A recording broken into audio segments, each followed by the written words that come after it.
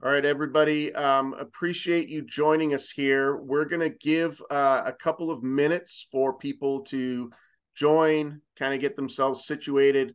Everybody is going to be on mute and off video. We do have a couple of people monitoring the chat. We're going to ask everybody to keep things respectful.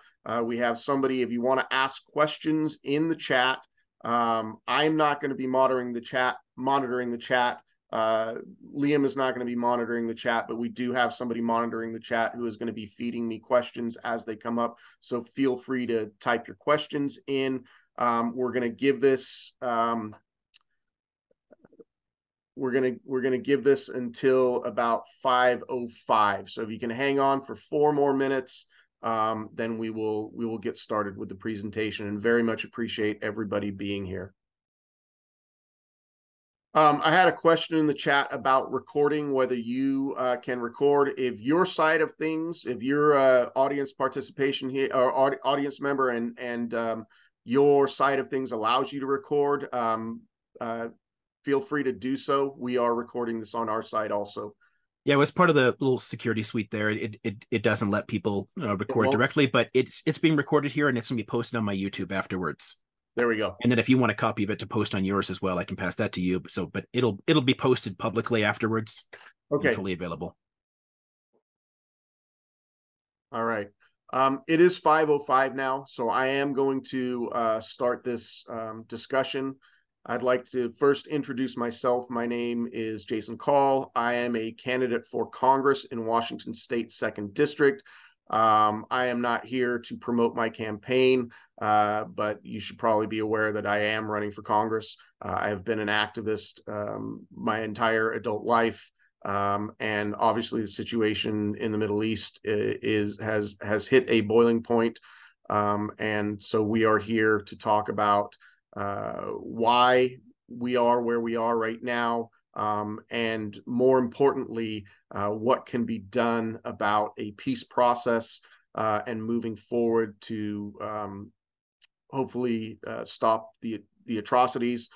And in order to do that, this is an educational forum. I'm here with my good friend, Professor Liam O'Mara, and he's going to introduce himself. And the goal here, I think, as Liam and I were discussing, why do we want to have this forum? As everybody knows, the vast majority of our Congress is on one side of this issue. And unless we change that, things in the world are probably not going to change. And the best way that we can change who we elect is through education. And so this is an educational forum for that purpose. So Liam, please introduce yourself. Okay, so hello. Yeah, I don't know, Dr. Liam O'Mara. I'm a history professor. My discipline is the history of ideas, so I tend to focus on like these giant transnational ideologies and religions, economics, that sort of thing. But one of my major areas of interest has always been extremist movements and matters of identity. So it gets me studying things like nationalism, fascism, racism, things like that, which kind of naturally leads well into topics like this that are very contentious. One of my two major fields is the Middle East regionally. And I've been teaching courses on Israel Palestine for, I don't know, 15 some years now. So I have a whole course on it, as well as coming up in tons of other things. So it's a significant interest of mine, and I've spent time living in the region as well, and interacting with people. So I have I definitely care a lot about us being able to find some way to talk about these issues that gets past a lot of the same polarizing bullshit that just keeps this going on and on and on. Oh, sorry. I got into college late. I still talk like a trucker because that's my background. So you're just sort of stuck with that. And you have lived in the Middle East, is that correct? Can you tell us just briefly about that? Yeah, I've spent a bunch of a bunch of my summers just renting places and settling in. I've lived on both sides of the Green Line in Israel, Palestine, so I've rented places on both sides. I've also done a ton of couch surfing because it's a great way to meet people. So I've couch surfed all through the Palestinian territories and all through Israel, kind of getting a chance to interact with ordinary people. And I've also spent time in like Egypt, Turkey, and a few other countries in the area, but less relevant to us here. And Thank then a you. lot of the attraction too, or things like that. I've often gone specifically to meet and interact with activists that I kind of had met otherwise. So we get to meet in person and get talk about things and get to hear more about their perspectives. And so I've been so I mean this is actually from an event years ago. Um, so yeah. So I think where we probably should start out before we get to what is happening in the moment is a sort of condensed maybe discussion of the last 2,000 years of or maybe even 3,000 years of the history of the Middle East and claims that are made to land and shifting boundaries and mixing ethnicities and cultures. So, I think we have to set the stage like that. And so, Liam, if you want to expound. I mean that's dangerous. I mean, given when I decided to write a class on this topic, I chose an unusual format, and I spend the first third or so of the class looking at the roots of the various peoples on the land, like where do they come from? Because if you can understand something about not only the actual experiences of people, but also their own narratives, their own their own texts, their own self-understanding, it helps once we get into the modern period, because at the end of the day, all national identities are artificial. They're based on actual elements in the world somehow, something about culture, language, religion. There's all kinds of various elements you can use in choosing to construct a national identity. But nationalisms are always a political project. And people do selectively mine the past for that. So it gives people a way to look at some of that. Simple fact is, there's no way to like lock down a single population to it's never made any damn sense. If you want like a fun joke you guys can look at, I enjoy this cute little video that Nina Paley did, you can find on YouTube, where she took this song from the 60s, this land is mine. It's like a Zionist song, and then it's like animated different peoples who'd lived there, going back to like the Neolithic period, and all these culture after culture after culture showing up, killing the next person, moving in. It's passed from group to group constantly, and even setting aside all the different empires and whatnot that have ruled over it, the cultures themselves evolve steadily. So if you actually go back and talk about like the biblical roots in the land, and a lot of Zionist groups want to do that, the actual peoples that they're talking about who wrote those texts and were involved there are literally nothing like what we would understand today in Judaism. I mean, the original Jewish culture evolved out of Canaanite polytheism, and had tons of other influences and developments there, and it slowly developed. But it does have a root in the land because it is indigenous. It does develop there, but it develops steadily and changes over time. And a ton of the populations that live there afterwards are descended from that same body, because plenty of those peoples ended up late, both Samaritan and Jewish populations. Many of them converted to Christianity. Many of them later converted to Islam. Right? There's a constant involvement.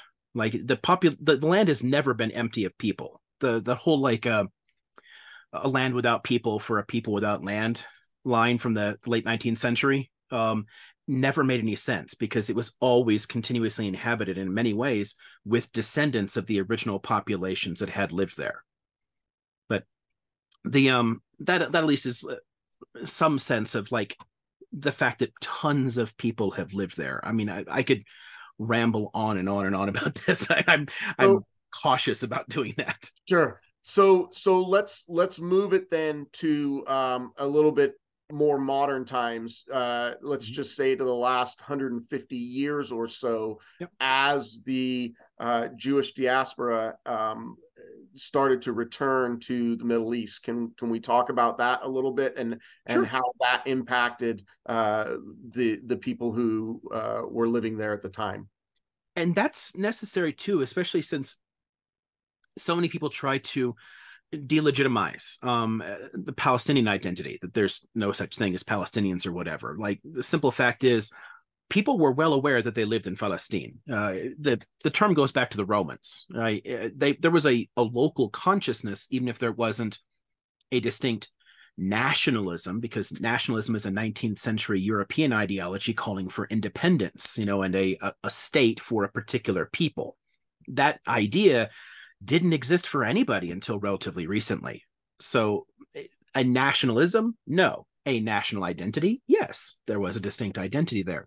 And it had already been modernizing for some time, in line with a lot of the reforms in the later Ottoman Empire. There was tons of like local industries building up there, long distance trade, expansions of agriculture, or like ship goods around. So they were going through a lot of the same processes everyone else was at the same time. The movement of Jews is complicated in one key way. There's always been a romantic religious attachment to returning, but it's usually tied to the idea of the Messiah coming. So when Hamashiach shows up, cool, then we can go back. But there had been a steady trickle of people over time. So some of the Jews expelled from Spain in 1492 ended up in what is today northern Israel. There was a group of Hasidic Jews from Eastern Europe that moved there in the 18th century. But these tended to be very small populations, and they just simply supplemented the existing Jewish population because there were always Jews on the ground, usually concentrated in like the four holy cities, but, still scattered around and partly assimilated. The Zionist movement is distinct from that. Zionism, so unless you say traditional Zionism, that would be the religious conception, or the modern religious Zionism would be like a phenomenon really only developing in the 1960s. So set that aside for a minute. Zionism, as it develops in the 19th century, is a nationalism. And in that way, it is the same as all other European nationalisms. The idea here is nations, being a group of people, deserve a state, meaning their own government, to advance their own particular interests, which means that nationalism is, at its core, an exclusionary ideology. It defines what the in-group is and then pushes everyone out and says, I want this. As a reaction to what was happening in Europe, to the waves of anti-Semitism, there's always been a ton of that. You've got, first off, the religious issues. And I like to make a distinction between anti-Judaism and anti-Semitism, which honestly in the United States, people do not make that distinction at all very well. Anti-Judaism has been around since the birth of Christianity, springing forth as a sect in Judaism. And there's a sibling rivalry there. And when the church thinks of itself as the new Israel and has this theology of supersession and blames, Jews for killing Jesus, well, that leads to constant atrocities, all through Christian history. But that's distinct from what they're experiencing in the 19th century, because it's a mix of anti-Judaism and anti-Semitism, which is literally a form of racism based on, 19th century race science. So like these character traits are somehow in your blood, and you're going to pollute the blood of Europe. Like, oh God, there was I sometimes I just can't believe the things that come up in the media here, but like polluting the blood was used very recently in the US talking about immigration. It's straight up like, wow, hardcore ethno-nationalist and Nazi rhetoric, but whatever. But this idea that Jews couldn't possibly assimilate into Europe because they were a distinct people biologically, that idea is invented in the 19th century. Now, atrocities continue, but it's often a mix of them. Many perpetrators of the Holocaust killed the Jews because they were good Lutherans or Catholics and had been raised to hate Jews. But the leadership was anti-Semitic and had this racial ideology. And a lot of the issues ever since have been driven by, a mix of the two. But it does kind of push people to get the hell out of Dodge, right? And that ultimately creates the Zionist movement there. It's a reaction to the racism and nationalism of Europe, and some people trying to assimilate, other people saying, well, that's not going to work. They're always going to hate us anyway because, this racist weird shit. So we might as well create our own country. And they picked a land that makes sense to them. If you're going to convince Jews to move somewhere, you can't pick like, let's all move to Saskatchewan or something. It's not going to work, right?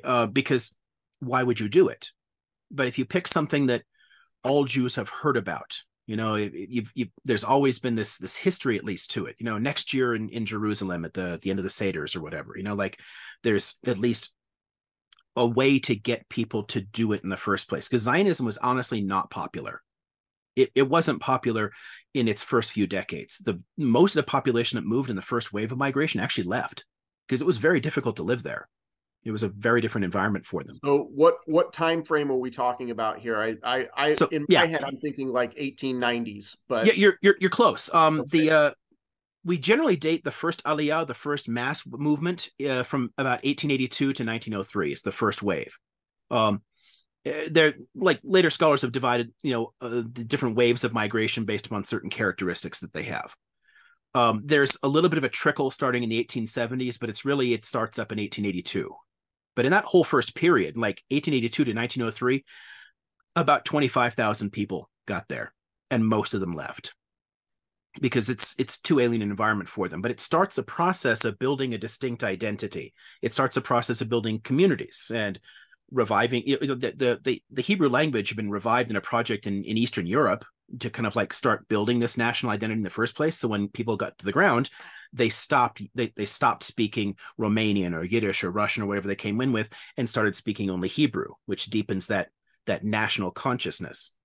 But early on, those communities were generally side by side with Arab communities, and there was a lot of interaction. In fact, some people in those early waves even just gave up on the idea, called themselves Canaanites, and just assimilated.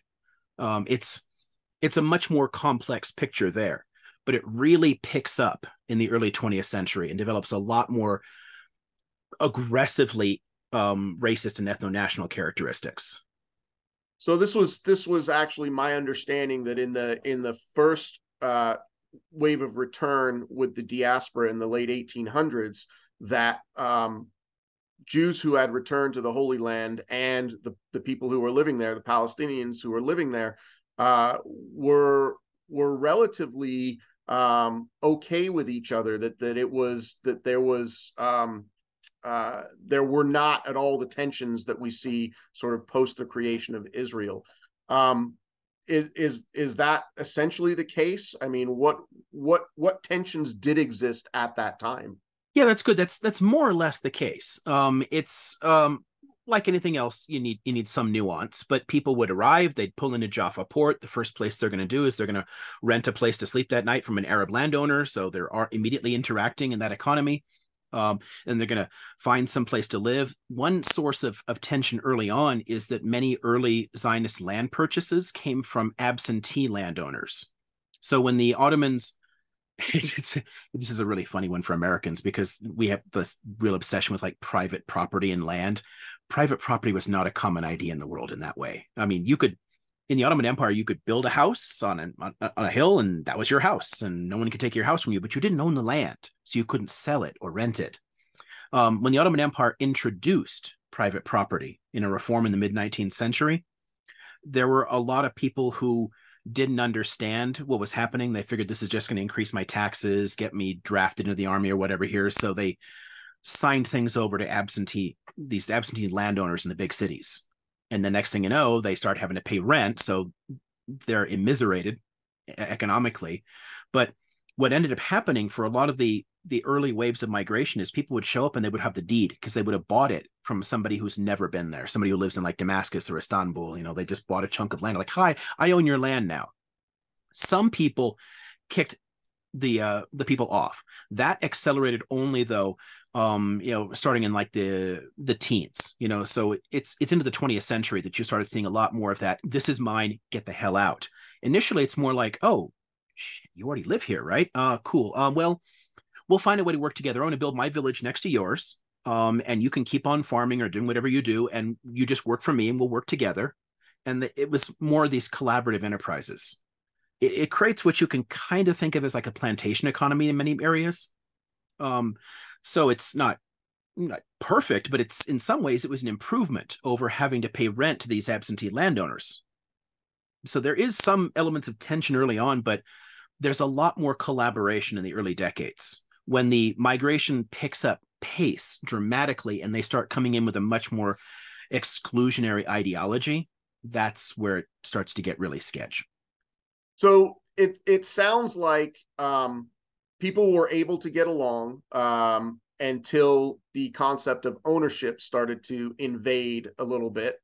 Um, I've got a couple of questions here that sort of lean towards religious war.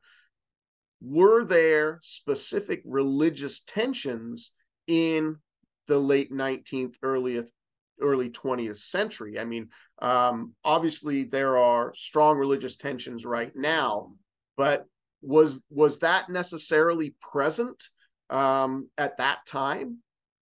It was entirely absent. In fact, that's a phenomenon really only from the 1970s. It's a lot more recent than people tend to think.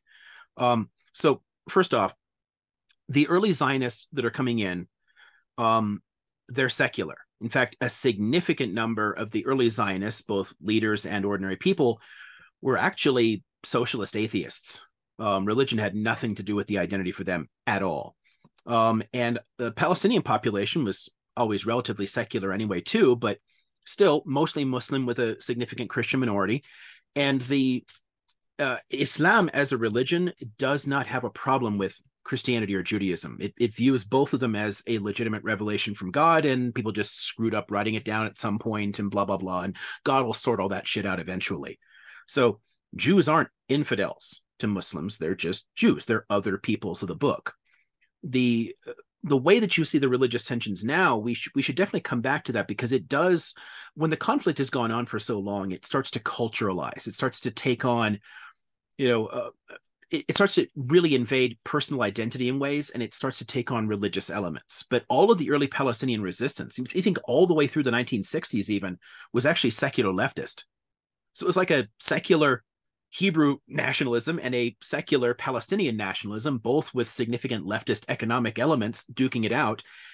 And then things started to shift and take on more religious elements. But it was never like a holy war kind of ideal for people. So let's talk a little bit about the creation of the state of Israel. What brought about the conditions? Obviously, we have the Holocaust. What other elements were there that made sort of the rest of the world and say that we need to assist with the creation of this? How did that come out of how the region, the Middle East, had previously been carved up by the British Empire? And I think the other thing I wanted to ask was there were some significant divisions within the Jewish community worldwide on whether Israel should be created or not. So I kind of want to go into that. That's the sort of prehistory of the creation of Israel, based on the British Empire and the Ottoman Empire, and then whether the divisions on whether Israel was actually a good idea or not for Jews. Okay, I have a fantastic long-term memory, but the short-term memory of a goldfish. So you might have to remind me of a couple of elements, because it's a big question. Yeah. Let's thinking first in terms of the state. You mentioned the Holocaust, the Shoah, right? That honestly had literally nothing to do with the creation of the state of Israel. It's a common misconception. What it does do is it affects international standing and support. And that's a very complicated factor in it. It affects the way that the US and the Soviet Union look at it in terms of rushing to recognize it. It affects the way that, like, all the way to the present, the Germans always abstain on everything because they're afraid of offending anybody, and keep giving weapons to Israel. Like, there's a lot of factors driving the international politics, the geopolitics of this, connected to the Holocaust. But the creation of an Israeli state was already inevitable by the early 1930s.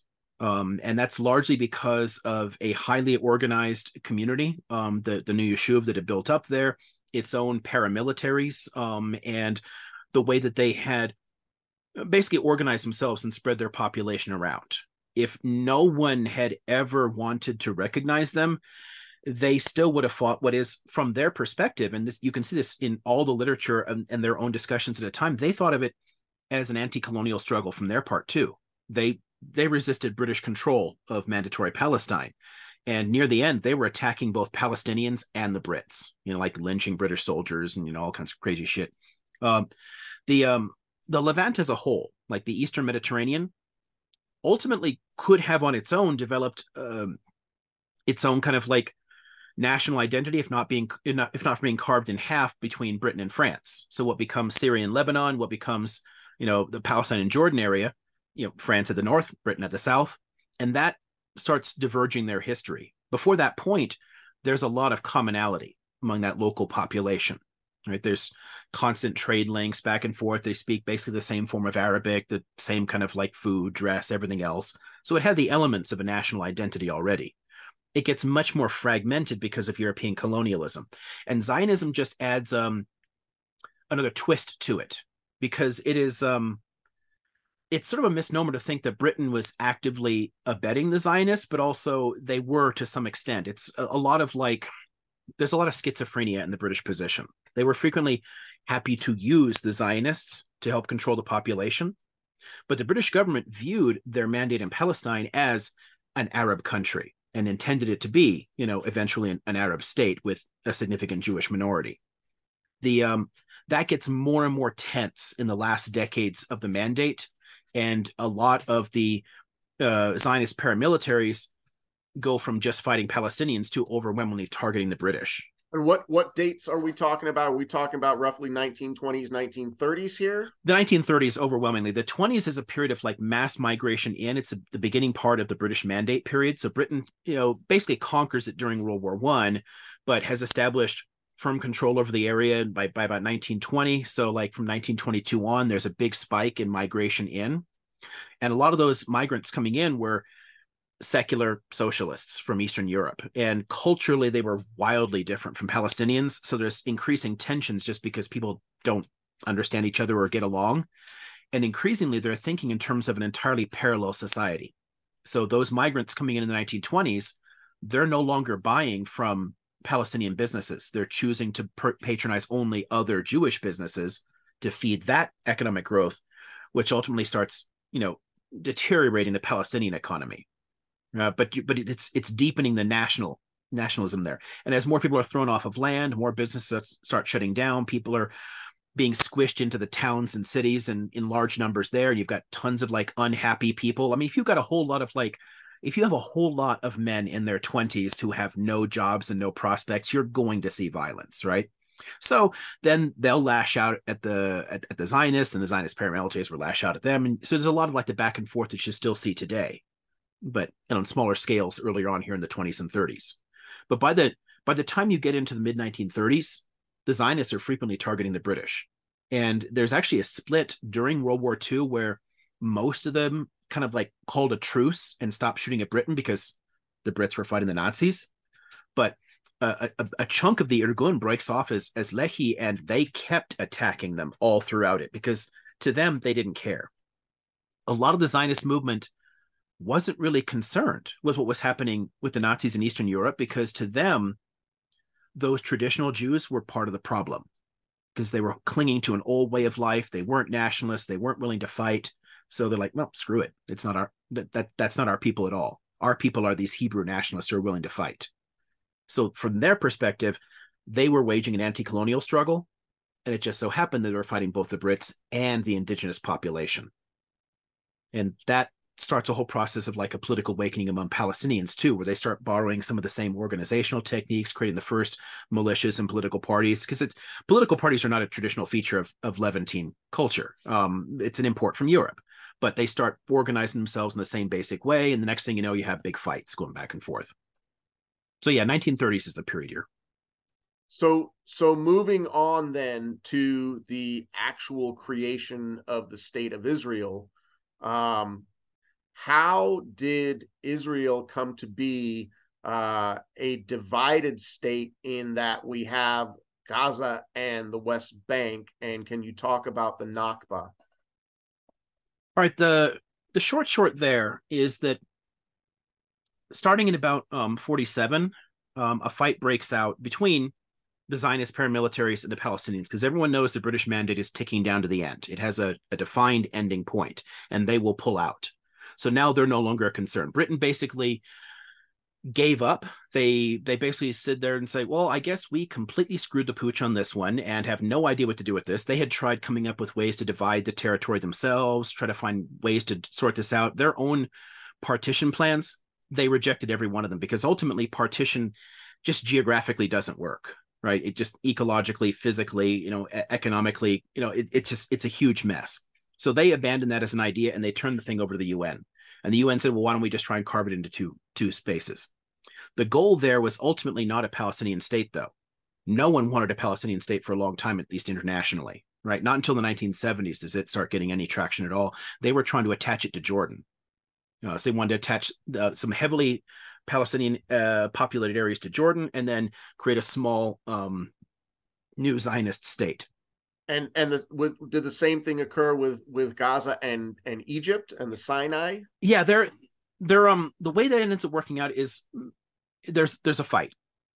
So kind of a low level war breaks out between the Zionist paramilitaries and Palestinians in 47, but you can't really call it a war, because the Palestinians had effectively been disarmed because of the 1936 to 39 Arab revolt. I mean, Britain had gone door to door. They were basically left with kitchen knives. So there wasn't much of a fight there. But they started trying to expand their areas of control, like put people on the ground, establish facts on the ground during that fight. And then when the actual fight breaks out again in 48 with other Arab states joining in, and that often is massively exaggerated in US media, the combined troop strength of all of the Arab states involved in the 48 war is less than the Israelis had to put in the field, because of the long history of like militias and all the reservists you could call up there. And they even had like a special forces already. They had all the institutions for a state before they had a state. So when Britain, like the mandate expired, all they do was like change the names, and boom, it's there and ready to go. And the fight there with those Arab states is how Egypt ended up in occupation of the Gaza Strip. So they took that piece of it. They never annexed it. They just militarily occupied it between 48 and 67. And then the West Bank area, that was actually legally annexed into Jordan. That's why Jordan is called Jordan and not Transjordan, which was its original name, because it was on the other side of the Jordan. So it took that chunk of territory, and it was part of the country, until the Israelis occupied it in 67. And then Jordan finally surrendered its claim to it in 94 in a peace deal. Okay. Well, I think we'll come back to the specific areas that are Palestinian now and how they were re-annexed by Israel. But I think it's a good time to talk about there are some questions about the other Arab states and sort of the differences in culture with the North Africans, the Saudis, the Iraqis, and so I think the question is often posed: why are the other Arab states not? In fact, I've seen it a number of times even today.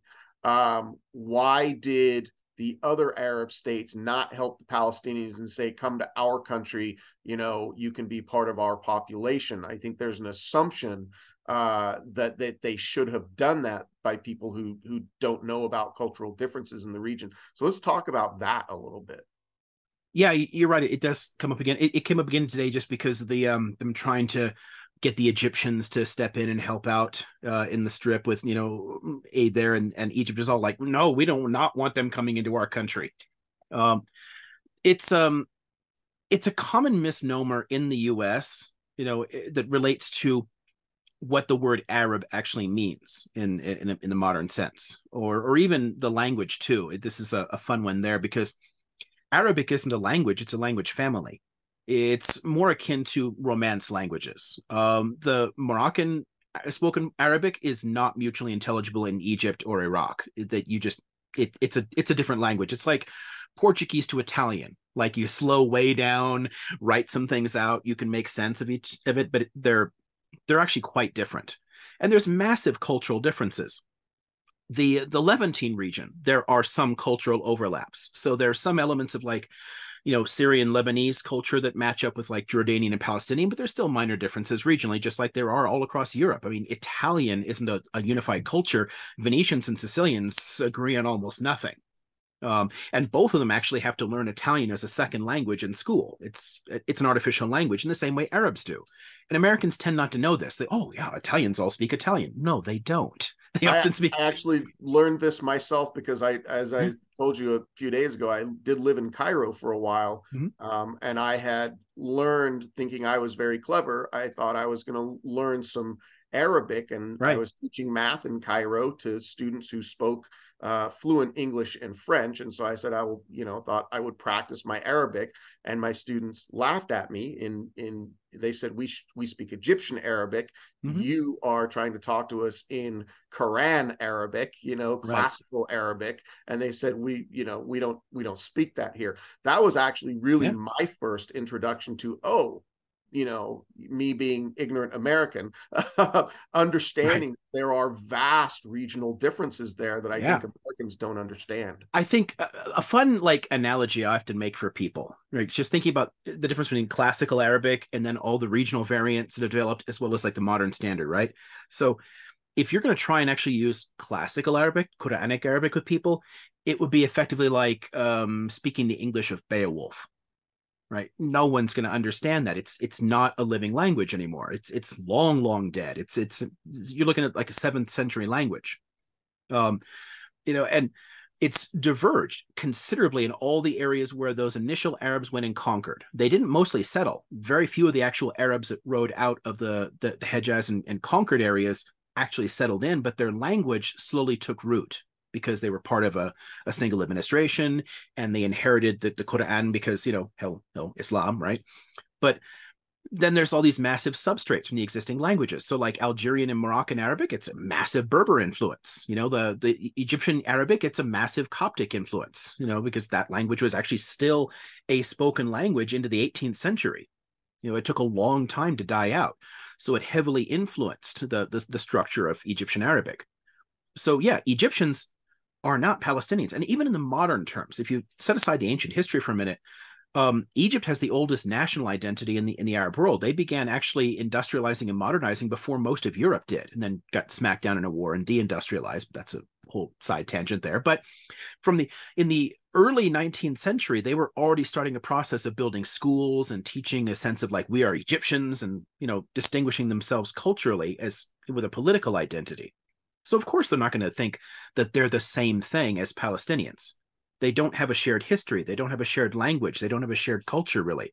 They have some small elements, especially like Muslims on either side would, or Christians on either side would have some small elements in common, but that's true anywhere in Europe. And like Poland and Portugal are clearly different countries. They're both Catholic, but I mean, they have massive differences. So, So going back to this idea that many people have that well, the Syrians should have taken Palestinians, or the Jordanians, sorry, should have taken, or the Egyptians should have taken them. It's it is not their responsibility more than it is anyone's responsibility to absorb this population that some people say should have just moved. right. Now, theoretically, could it have happened? Sure. Peoples have been pushed off their lands many times. I mean, even in recent history, just thinking about, there was a reference to World War II earlier, right? So think about, there were Germans scattered all over Eastern Europe, and in like sometimes in like large concentrations, sometimes in like small areas, whole villages, towns, cities. But all the Baltic Germans, the Polish Germans, all the ones down in like Ukraine and Russia, they were all pushed out, right? And also from territory that used to be part of Germany. So what territory that's today shared between Russia and Poland, right? Was the Germans were all kicked out. And there's a serious injustice in that, and a loss of like, identity, whatever there.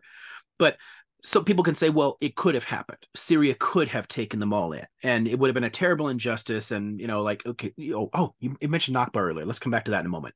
sure. But there, so it would have been a terrible crime, but maybe eventually people could have like gotten over it and assimilated had that been done.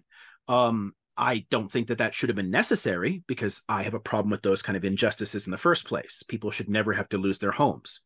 But The key issue there with the different Arab states is that, with the exception of Jordan, they all use the Palestinians as a bargaining chit in their own geopolitics, in their competition with each other, in their competition with the Western world. They all exploited the situation. So Palestinians generally, in places like Syria or Lebanon or Egypt, they weren't citizens. They were held as refugees. They were often barred from many professions. They were kept in really relatively shitty conditions.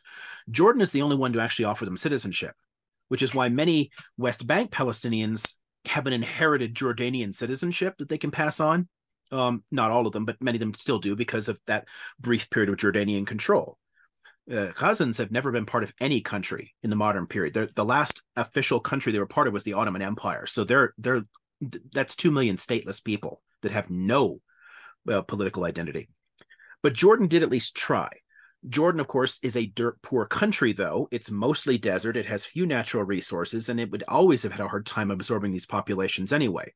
So making them responsible for it, that's kind of shitty. But honestly, you're pointing to what was official U.S. policy for many decades. I mean, when Israel finally made peace with Jordan in 94, it infuriated the U.S. government, because it was our eventual intention to take territories like the West Bank and give them back to Jordan, or at least give most of the Palestinian population, carve some, change the borders a bit, but it would have gone there instead of being, a separate Palestine, where today that's been the only option for a lot of people. So why was the just I know it's jumping ahead to modern times here, but why would the United States be upset that there was a peace agreement between Israel and Jordan? Well, the key there, it loses the Jordanian option. It loses the possibility of handing that land back to them, because Jordan is linked into a lot of our alliance systems. They're basically a very pliant ally of the US and UK. And we would kind of like trust that area. And any population with a separate state identity within like the Israel-Palestine area, because it's a relatively small country to begin with, if you carve it up, it's going to create states that aren't physically viable anyway. And there's always going to be tons of anger, resentment, tensions. People like, I want to be over there, but now someone's drawn a line here and cut me off from it. So the goal for the U.S. and many other powers was, if it's part of Jordan, maybe eventually they'll get used to being Jordanian and give up on the idea of a Palestinian identity. Okay. But if they're left in if anybody who left in a part of Palestine would want a Palestine, it makes sense. Sure. It never would have worked. I mean, the U.S. policy was fundamentally flawed, but that was our goal, at least, was to have that territory and that population become part of, a nice, quiet, allied state. Sure, that makes sense. So moving on to the Nakba. This is a difficult one, honestly, and it's one that, I mean, I talk about a lot of depressing shit in a lot of my classes. I mean, I have an entire class on political violence. I mean, but just thinking about what's going on there, it is astonishing the degree to which it actually parallels the Jewish experience in Europe. You're talking about massive dispossessions. The narrative that had developed in the early Israeli state and what has been adopted wholeheartedly by the U.S. is that the different Arab armies all told Palestinians, leave and we'll fight and you'll get to go home, right? So it kind of like pushes the blame onto there.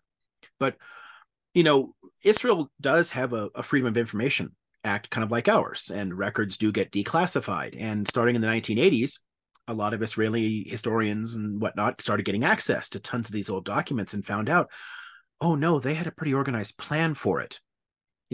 Sometimes there are massacres. There are a handful of them where, and this is especially with like the Irgun, like the far right militias, when they would go in to a Palestinian village, they would rape and shoot people.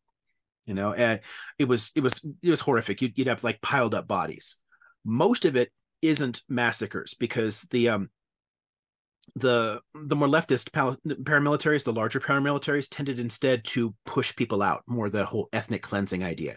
So what they would do is like surround a village on 3 sides and then, wait for people to leave, chase them out, herd them basically. So those populations moved to where they didn't want them.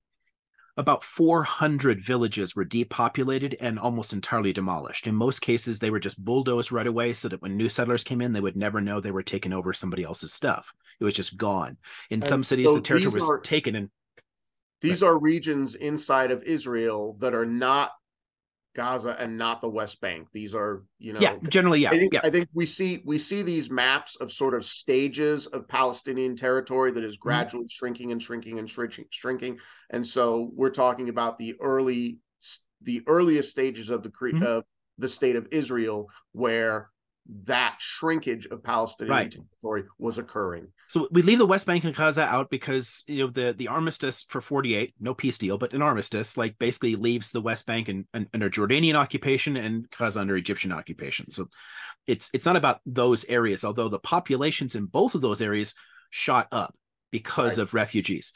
But some of them were herded around inside what becomes Israel. I mean, demographically today, and this is one of the complications for any kind of peace deal that leaves intact the ethno-nationalism, about 22% of Israelis are actually Palestinian, because not all Arabs were chased out. There's a significant chunks of them in the Galileo Valley in the north, in places like Haifa, close to the borders of the West Bank. There's chunks of them all over the place. But it used to be heavily intermixed. So all down that coast area. So like between Haifa, all the way down through Tel Aviv, Ashdod, Ashkelon, all the way down toward where Gaza is, we think about that as this is where tons of Zionists have been settling in. But it was like Jewish village, Arab village, Jewish village, Arab. They're all mixed up. So the whole Plan Dalet thing chased all those populations out, and they ended up in places like, I mean, the Gaza Strip is a desert. It's not. It should not support 2 million people. Nearly all of its population are made up of refugees from a whole stretch of what is today like southern and western Israel, because they were chased out. And then many of the cities that built up in the West Bank were just towns before or didn't exist at all. They built up because of refugees chased out of a lot of the rest of Israel, and they ended up over there. So this is the fight that's happening in 47 and 48. And is that 47-48 period specifically the Nakba, or Yes. does the Nakba extend beyond that? No, it's that first Well, big wave, we think first, about the or is it? Nakba, the catastrophe is generally referring to that ethnic cleansing and the movement of populations there. There's ways to use it more figuratively to refer to tons of the other movements around, and obviously there's tons of other refugees from different wars and whatnot, and obviously when Israel occupied the West Bank and Gaza in 1967, that also changed things too.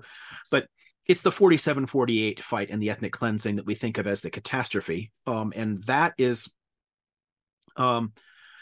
it's hard to imagine for people. I mean, I have a handful of books on this from Israel, and they're honestly hard to find. You cannot go into an Israeli bookstore and find books on the loss of these villages. People don't want to read it.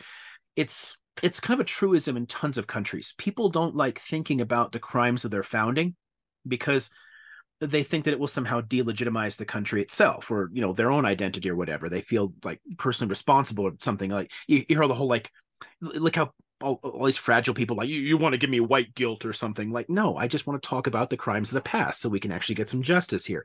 I don't need you to feel guilty for something that happened 100 years ago, but for fuck's sake, like And take some also, responsibility for the consequences. so we cannot have similar crimes committed in the Yes, future. We yes. learn Learn from from the the past. Yeah, past. Yeah, learn learn from the from the past. past so you don't repeat the crimes, which we continue to do over and over again, and some basic justice to solve some of the long-term consequences of this. But in the US, all the way up until like when we were in high school, it was still relatively uncommon to talk a lot about the Amerindian genocide. I mean, in Oh terms yeah, of we did not. I was in high school in the late '80s, and it Mhm. was not talked about. It Yeah, was no, not exactly. It part. was It was not part of our curriculum at yeah, all. it So, was not here either. And just by I mean, proportion of they population. Oh, barely let us know that a good third of our country from Texas over to California was taken from Mexico. I mean, that's even we don't even right. like to talk about that. Yeah, So and massively illegal. I mean, we literally put troops on Mexican territory and waited for them to get angry and shoot at us. And then, yeah, oh, cool, it's ours now. And then, yeah, whole bullshit thing. But so California, we actually exterminated most of the Amerindian population, and yeah. it wasn't discussed at all. I mean, it's by proportion of population, it's like the worst genocide overall. Like it was just tons and tons of tribes completely wiped off the map. And we didn't want to talk about it. Or like the Turks don't want to talk about the Ottoman genocides, because they inherit that nationalism. Right. We in the US, just like Turkey, inherit a radical nationalism from the 19th century. Our national identity still has its connection to that massive white supremacist nationalism of the 19th century. And it's difficult for a lot of people to deal with those crimes.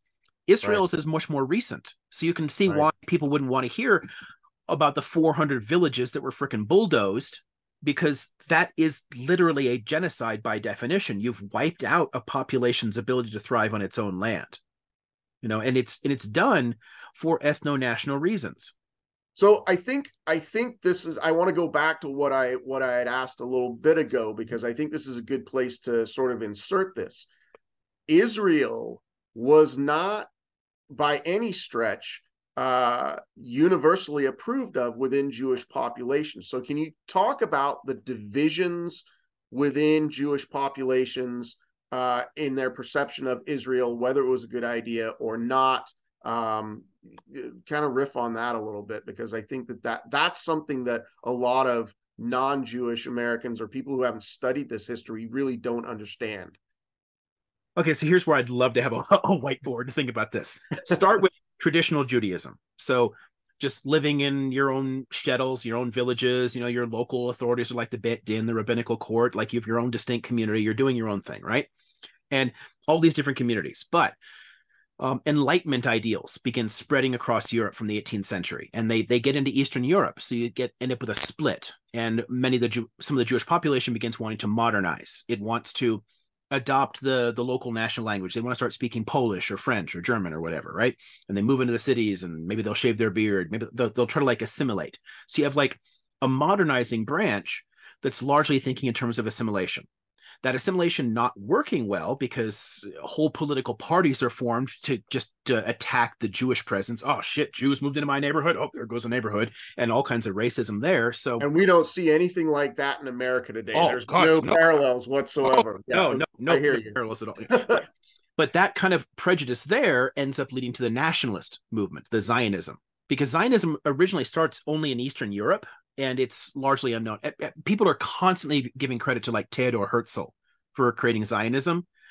Herzl was a late convert to Zionism. It had been around for decades before he even discovered it. But it was a small movement in Eastern Europe with people resurrecting the Hebrew language and teaching each other skills and thinking about maybe moving somewhere or whatever. And it suddenly becomes like a bigger movement because of the failed assimilation in Western Europe. So all the anti-Semitism in the Austrian Empire, in Germany, in France, all the problems people are running into there as they try to blend in. They try to like become part of a nation. So think of it as very much like a lot of the immigrant experience of the U.S. It's a population that other people think of as distinct and different. We don't want you here, or all that nativism stuff, and then they're lashing out at Jews for that. So from the traditional branch there, you're splitting off and creating two distinct modernizing branches. Now, that gives you two different ones that all oppose the nationalist one, because the assimilationists would be people say, let's make this work. Let's fight racism. Let's fight anti-Semitism. Let's get people to accept us and all be part of the same identity. Let's be like, Frenchmen of the Mosaic persuasion instead of like, Jews who happen to live in France, but like actually become French. So the assimilationist one opposed the nationalist movement, opposed Zionism, and traditional Judaism has always opposed it. That later splits and gets complicated only in the contemporary period, especially from the time of like the Second Intifada. So that's kind of a separate issue there. But for the most part, most of what Americans tend to call the ultra-Orthodox for some reason, like the Haredi Jews, the traditional Jewish communities, they oppose Zionism too, because for them, a Jewish state only makes sense when the Messiah comes and the temple is rebuilt and there's a monarchy. Until then, it's just, you're living in exile. There are a lot of traditional Jews who live in Israel, like Haredi Jews in Israel, who still live in Goles, in exile. They still think of themselves as, they don't live in a Jewish state from their perspective because it's blasphemous. So there's two different reasons, like a modernizing secular reason to oppose Zionism and a traditional religious reason to oppose Zionism. So the actual Zionist approach, the people who said this is our land, we are the people of this land, we have the right to return here, and we're going to push people off. how what can you put a percentage on that, do you think, of the Jewish population? It would depend on the era you're talking about. Okay. So okay, I'll give you a just offhand figure from like 1914 or like World War One, right? Um, the Jewish population in Palestine at the time was somewhere around 80,000. With close to 600,000 Palestinians. So 500 some thousand there, about 80,000 Jews. Of those 80,000 Jews, only 25,000 of them were Zionists. The rest were traditional Jews. They they Okay. they weren't doing this. That population goes up because the increasing anti-Semitism. I mean, it was bad enough in the 19th century, but obviously it's picking up in the 20th century, and then eventually Holocaust. So tons of other people are like experiencing the rise of massive anti-Semitic parties. I mean, this is a problem people often run into in talking about like fascist nationalist movements today. They're like, well, you can't call me a fascist because we don't have concentration camps. I'm like, cool, yeah, yet. I mean, Hitler didn't have them in 1925 either, but he was still a raging anti-Semite. It's still there, right? That hostile environment encouraged more people to become Zionist. So it does get more significant, especially in Central and Eastern Europe as a movement. But for the most part, Jews, especially in Western Europe, and Jews that had settled in other parts of the world, didn't really identify with this until much more recently. And honestly, the Zionist option, the let's move to Palestine option, was extremely unpopular in the late 19th and early 20th century. If you got a choice of buying a ticket to Buenos Aires or Tel Aviv, most people are going to pick Buenos Aires. I mean, they're going to go to places that already have existing communities. They're better developed. They're closer to the environment they're used to, like the climate, than into Palestine. The So weird conflation we have today between Jew and Zionist is very much a modern thing. okay. So I sometimes I struggle to understand why the United States in particular has become such an ardent supporter of the state of Israel. Was that right from the beginning of the creation of Israel, or is that something that developed along the way? Yeah, no, we did rush to recognize them. The US and the Soviets tried to be first out of the gate to recognize the existence of the state. But after that, we had relatively little to do with them, especially since the early Zionist state, the early Israel, had more in common with the Soviet bloc than it did with the U.S. The kibbutzim and moshavot, the basic economic structure of the state, was socialistic, and it stayed socialistic through the 1970s in many ways. Um, the We got involved largely because of the 73 war and the geopolitics in the Nixon era. All the way through the 67 war, most of the weapons that Israel had were actually French. They were flying like, Dassault jets, and there's still some ties there. Like their submarines are German submarines, not ours. But we don't open the floodgates to release weapons to them until the 73 war and the whole OPEC issue and the threats to cut oil production and blah blah blah, and it becomes a much bigger international issue. So it became a strategic ally Right. and an economic ally rather than we necessarily support Zionism. Well, we're always fine with Zionism as an ideology. I mean, again, the U.S. is a settler colony, just like Canada, Australia, tons of other places. We didn't have a problem with Zionism as an ideal, but we also weren't allied to them. There was Okay. no good reason to care. And from the European powers had, for the most part, been managing the Middle East anyway. We had no real historic interest in the Middle East until World War II. As the European powers begin declining, economically and politically, we start stepping up and taking over more and more of those responsibilities. Most of our bases in like the Gulf Arab states and whatever, they were originally British bases. That we're basically stepping into that void. Right. Initially, the Israel-Palestine issue was kind of left up to the UN and whatever, and we just didn't have as tight a connection to it. But Congress actually passed an authorization to give Israel a shit ton of weapons and money in 73 during that war, and that links us together. But it's honestly, in some ways, a misnomer to think of them as an ally. They've technically never been an ally. We're not actually allied to Israel. We just have a deal with them where we give them free money for guns every year. same as we do to Okay. Egypt, to establish a particular peace deal. We It's an have, interesting distinction. yeah, but we have no like direct political link there. And in geopolitical terms, Israel has frequently done things that complicate the U.S. position, that make it difficult for us, and vice versa. You know, it's not like there's tight coordination between the countries. They have their own distinct interests, and sometimes they overlap in their geopolitics. I want to come back to that because I think at some point I want to talk about where our politics are today with 99.8% of Congress just being completely in the bag for the atrocities that we're seeing right now. So that's a little bit later. Let's back up from 1973 and talk about the 67 war a little bit. How did that start? What was that about? And what were the implications for the Palestinians? Okay, so the very condensed version of this is there's a series of what we call the Arab-Israeli Wars. And the Arab-Israeli Wars should be understood as distinct from the Zionist-Palestinian conflict. They're different issues. Okay. The Arab-Israeli Wars are more a matter of the other countries in the area trying to advantage themselves, trying to like gain territory, gain influence. When, you know, when the mandate ends and, you know, the British have pulled out or whatever, the different Arab states were all hoping to carve it up and take some of that territory for themselves. They weren't thinking in terms of Palestinians or defending Palestinians. They didn't care. It wasn't their thing. And one major current at the time in the 50s and 60s especially is a big strain of like pan-Arab nationalism. Despite all their differences, you know, the cultural, linguistic differences there was a desire in some quarters to create a kind of like, you know, united Arab states, you know, that would be powerful enough to resist future European imperialism. But they keep getting their asses kicked.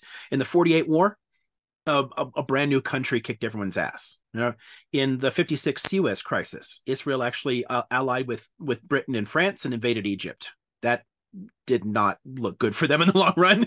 Made a lot of enemies there. But, you know, they attacked Egypt in 56. And you have a ton of like skirmishes, like minor wars back and forth with Syria, because Syria, honestly, from the beginning, and this is not well talked about, like 48, 49, they're like, hey, we would totally sign a peace deal with you. We would give citizenship to a bunch of Palestinians here if you share the waters of Lake Kinneret with us. You know, sometimes called the Sea of Galilee, you know, in Christian terms. Yeah. They wanted access to that. And Israel's like, fuck no, it's ours, right? So there's constant like skirmishes along the DMZ between there where people are trying to kind of like push it, like, you know, establish greater control of that land. So Syria has a reason to be angry here because they interpreted the DMZ entirely differently. From their perspective, in the armistice that ended the 48 war, there's a chunk of land in between that's nobody's, and eventually we'll sort this crap out. Israel's interpretation was, we can't put troops there, but it's ours. So they kept sending farmers in, and they're driving their tractors all the way up to where the Syrian soldiers are, and eventually somebody gets nervous and takes a shot. So then you call in an airstrike or an artillery barrage or something. So there's a whole bunch of these skirmishes building up. So tons of tension there. And you've got tons of resentment in Egypt because by population, Egypt is a significant country, but militarily quite weak and very resentful of European imperialism. And when Israel allies with Britain and France, that really kind of pisses them off there too. So there's a desire here to basically spank this country and fight there. No, but it's a comedy of errors. There's a whole day I'll spend talking about this in classes, like all the stupid mistakes along the way.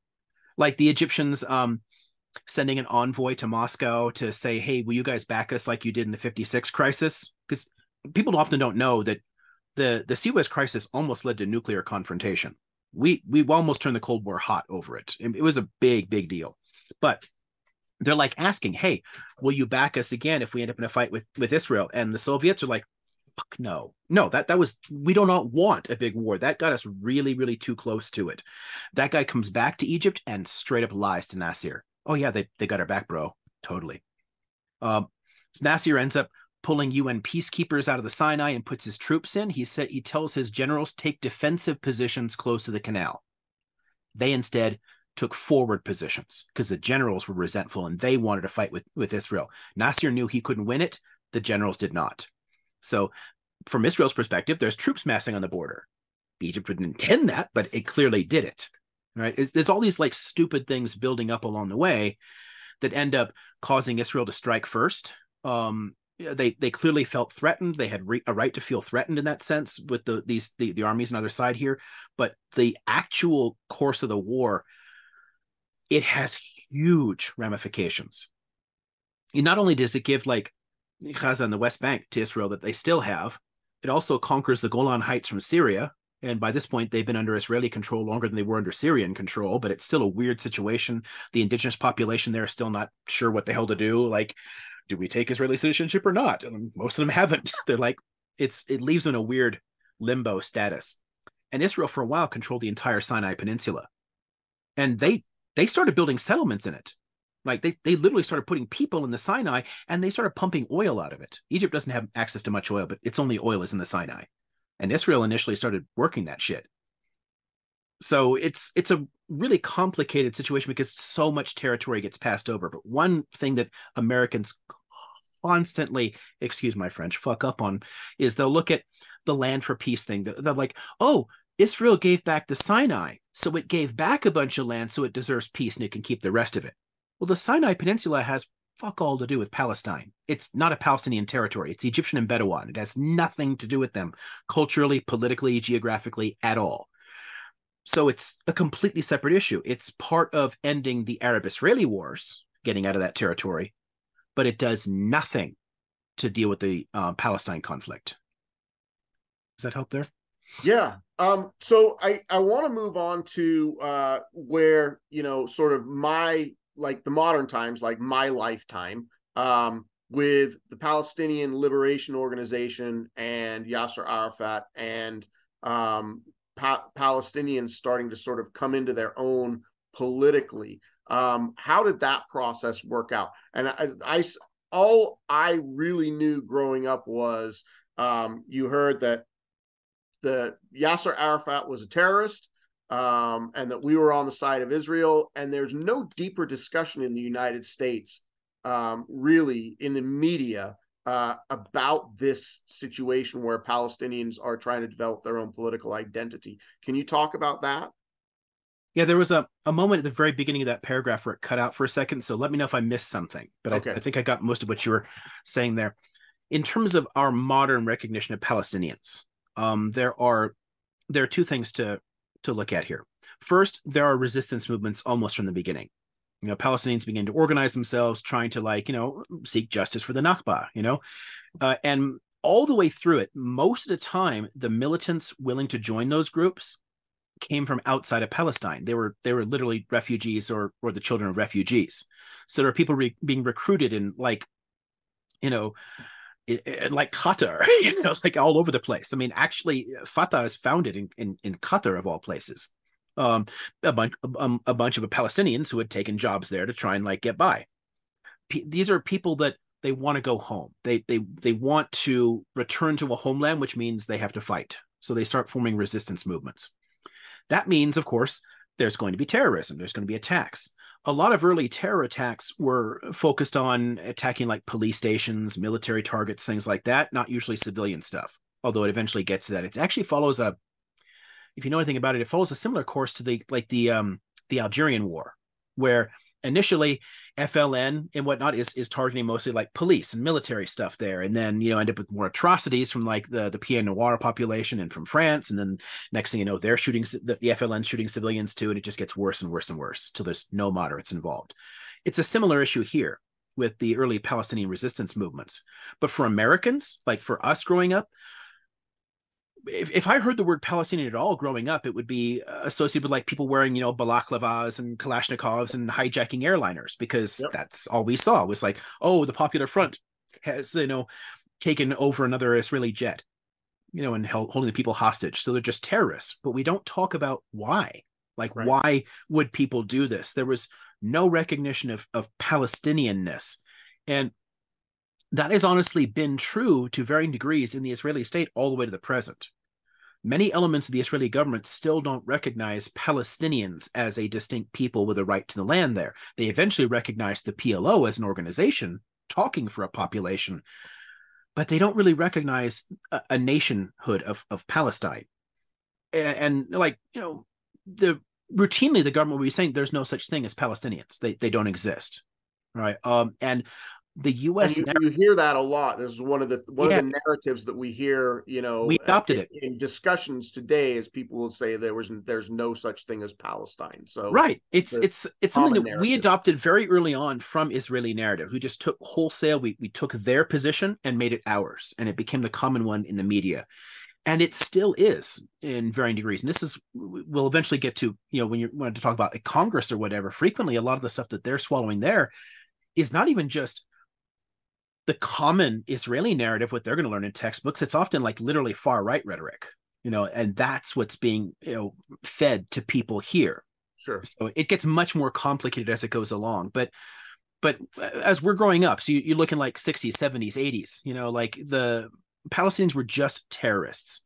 And this is part of the problem, I guess, for me. And one of the ways, I guess, to think about this is to look at the way governments have always treated resistance movements. There's a weird kind of irony in a country founded as a movement to oppose a government and oppose British tyranny and break away. It's astonishing that we've never recognized anybody else's rights to do that. So everything from like Amerindian populations to like the Philippines, hey, we took the Philippines from Spain. They didn't want us there. Like, okay, cool. So we just kill a couple 100,000 of them until they finally stop shooting it back. It just, we become, instead of being a force to resist tyranny and to recognize people's rights, a force to Yeah. crush. I made the comment on Twitter. I hate to do the Twitter reference because it seems it seems so, but that's where discussions happen. And I made the comment a few days ago that the same people who are sort of condemning Palestinian resistance are going to be shooting off fireworks and enjoying football games this 4th of July. So it's, yeah, I think there's a real Yeah. All disconnect. that like 1776 cosplay shit you see on the Right, American right. right. Yeah, exactly. All this like weird teabagger shit. Like they're totally into like resisting tyranny and like, okay, cool. What is that tyranny? That tyranny is like the tax rate was too high and we didn't have enough representation in parliament. We did have a representative, they just didn't vote. But kind of like the way Puerto Rico can't vote. but yeah, so we want representation and lower taxes. Cool. That's it. It's not like we were living in ethnic ghettos surrounded by razor wire and sniper towers, Right. But, we over and over and over again defended the colonial powers. When France was running out of money, we started paying for their war to hold on to Vietnam. Right. And then eventually took over that conflict. We supported the Dutch in Indonesia. We supported every imperial power holding control over different areas and never the self-determination stuff, which is fascinating because like the self-determination becomes a major factor in international politics because an American president enunciated it in the 1919 peace conference. The peoples have a right to choose their own form of government. We only applied it to like the losers in that war. No one was going to apply it in France or in the colonies or anything there, but we carved up Austria-Hungary and we carved up, a bunch. So carved up the Ottoman Empire. There's a real like a kind of cynical hypocrisy in it, but it's Absolutely. not. But it's not like it's not an accident. It's a deliberate feature of our governing ideology, and it's one of the reasons that it's very difficult to recognize movements like this and why it's always going to be so lopsided until we change culturally and we force the people out in government. But the inertia in State Department and everything else for decade after decade after decade is always support these major powers, not the right of ordinary people to their own form of government. Right. So let's go back. Let's go back to the PLO and different factions of resistance with the Palestinians. Um, I think it's a good time to talk about how things transition to what we see now with Hamas, and how did what I sort of rudimentarily understand is that the Israeli government and maybe other governments also kind of played the different factions off of each other. And we ended up with Hamas being, for lack of a better term, the ruling faction in Palestine. Can you talk about those dynamics?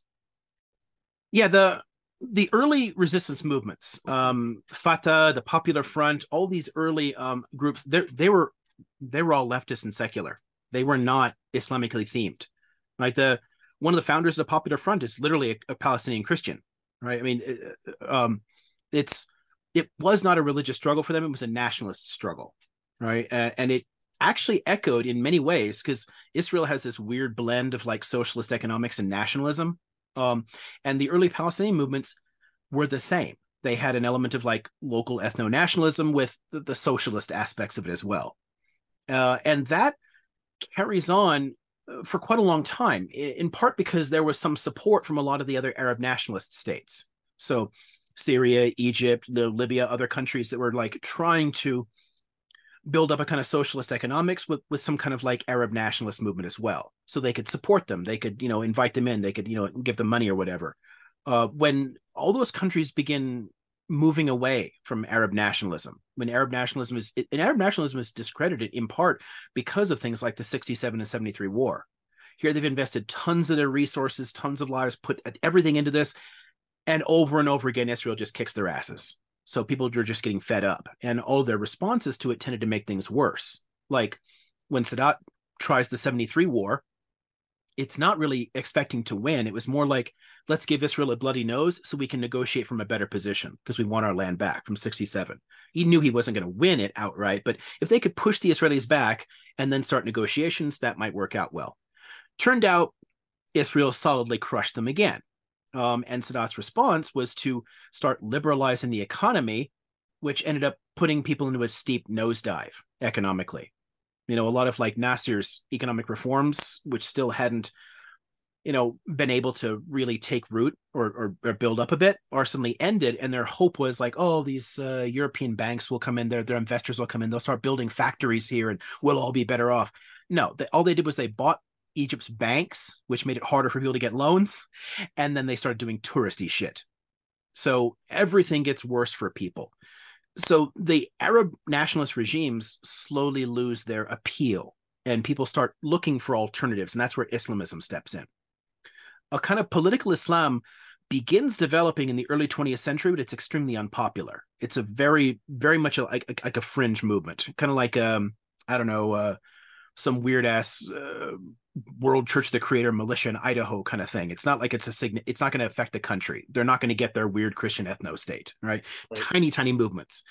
But with the discrediting of Arab nationalism, it starts to pick up. The first Islamically themed group to be formed is Islamic Jihad, and that's in the mid 70s. And their early acts quite small, like very small scale. Hamas doesn't form until the first Intifada in 1987. And they're a splinter from a Palestinian version of the Egyptian Muslim Brotherhood. The idea of the Brotherhood, it kind of like passed into Palestine during their 20 years of occupation there or whatever. And it's worth noting, and this is something that really confuses a lot of Americans, the Muslim Brotherhood was not even a political movement. It was originally like a social cultural revival movement. The idea was we'll get back to what we think is an authentic form of Islam and that will solve everything. It's not like let's take over. It's not like let's have guns. And the Palestinian Muslim Brotherhood was the same way. Hamas formed as a splinter from it specifically because they wanted to do all the same things. They wanted clinics and soup kitchens and blah, blah, blah, schools for people, but they also wanted a militia, and the Brotherhood didn't want that. So enter Hamas. Interesting. So Yeah. it starts the process of culturalizing it, but it's really, it's always been kind of problematic too. Hamas's power base has always been in Gaza, and even in Gaza, a majority of the population has never supported them. They had almost no reach in the West Bank because it didn't have the deep roots to build on. So it's very weak there. So it's not a de facto government for Palestinians. It's the de facto government for the Gaza Strip because they seized control of it, in 06 and 07. I think most Americans have a wild misconception that Hamas is supported by essentially all Palestinians. I mean, that on its face is ridiculous because no faction is supported by all of a population. But it is. They have surprisingly less support than I think most Americans would really have come to understand. Yeah, and it's it's nuanced in a way. So on the one hand, if you think about Hamas's actual goals, what does Hamas want? Hamas wants a Sharia state, and like all non-Muslims return to like dhimmi status and like, like actual like religious control. Most Palestinians don't want that. Palestinians are actually, if you look at opinion polls, they're more secular than Americans. About 5% of Palestinians want a state, ruled under Sharia law like Hamas wants. It's very low in terms of the overall population. But frequently, easily half of Palestinians will support Hamas in the sense of like they're at least fighting the Israelis. Because over time, most of these secular resistance movements, they lost steam. They stopped doing it. It's actually kind of remarkable that in the current fight, the participation's been relatively small, but actually the militia for the Popular Front and the Popular Democratic Front actually got involved and have been doing some shooting as well. They're thinking this might be a bigger thing. This is our chance. Let's go back to it. But for decades, they've pretty much eschewed violence, and Fatah completely gave up on it. So it looked to a lot of Palestinians like their governing institutions, the PLO, has abandoned the struggle. They've given up. So just one brief flashback. After the 73 war, the Arab states finally gave up completely.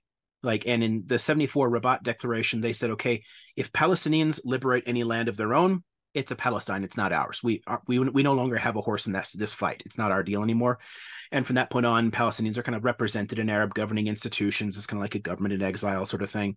But there's finally a recognition, at least among the Arab states, of a Palestinian nationalism. And those resistance movements kept fighting until it finally, dawned on them that it was never going to work the way things worked out in Algeria. The model for early Palestinian resistance is things like the Algerian struggle. The FLN militarily did not defeat France. They got their asses kicked. But it was done in such a horrific, over-the-top manner, like napalming villages and like torturing people in like unspeakable ways. And wow, this would immediately become like an X-rated broadcast if I described what they were doing to people in Algeria. I mean, the French actually taught the CIA how to torture people. But what that ends up doing is it affected the population. It built a mass movement, and eventually they just stopped participating. They're like just massive, just huge numbers of people in the streets and just paralyzed things. And it changed the narrative in France. And at the end of the day, France is still a democracy, and the government can, listen to the population, and it eventually pulled out of it. The problem with applying that model to the Israel-Palestine issue is that it's not a colony. It's not like an annexed part of a larger country. It is where the Zionists live. It is theirs. They live there. So they've got nowhere to go. There's no way they're ever going to compromise. They have a strong ethno-nationalism, and the alternative one, both of them, their visions were exclusionary. The early Palestinian resistance movements wanted a democratic Palestine, and the Israelis wanted Israel. So so I want to talk about how Israel has justified essentially the quarantining, the concentration of Palestinians in those two areas, Gaza and the West Bank, under, I won't use some terms that I'm going to use a little bit later, but just sort of a general, what was the justification for keeping the Palestinians subjugated? How did Israel expect this to work out in the long run? Did they just have a long-term vision of we're keeping these people contained until somebody else decides to take them, or until they implode in some way? What is Israel thinking? And I want to sort of think of it in terms of before people started turning to Hamas. Right, exactly. And we should look at it before even thinking in terms of just the West Bank and Gaza too, because the policies applied there are a natural extension of what Israel has done since its founding. Sure. It has kept Palestinians, hemmed in small areas. So tons of the Palestinians who have Israeli citizenship, their areas don't get investment. Their areas have trash piling up in the streets and shitty schools and crime and whatnot. All the money goes to Jewish areas and areas where there is an existing population. So Here's one that Americans will have heard of.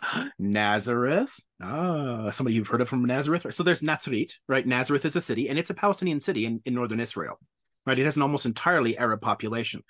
But instead of actually supporting that community, the Israelis took the land around it and built Nazareth Elite, Upper Nazareth, as a settlement, basically, to make sure that the city couldn't naturally grow, to kind of hem it in.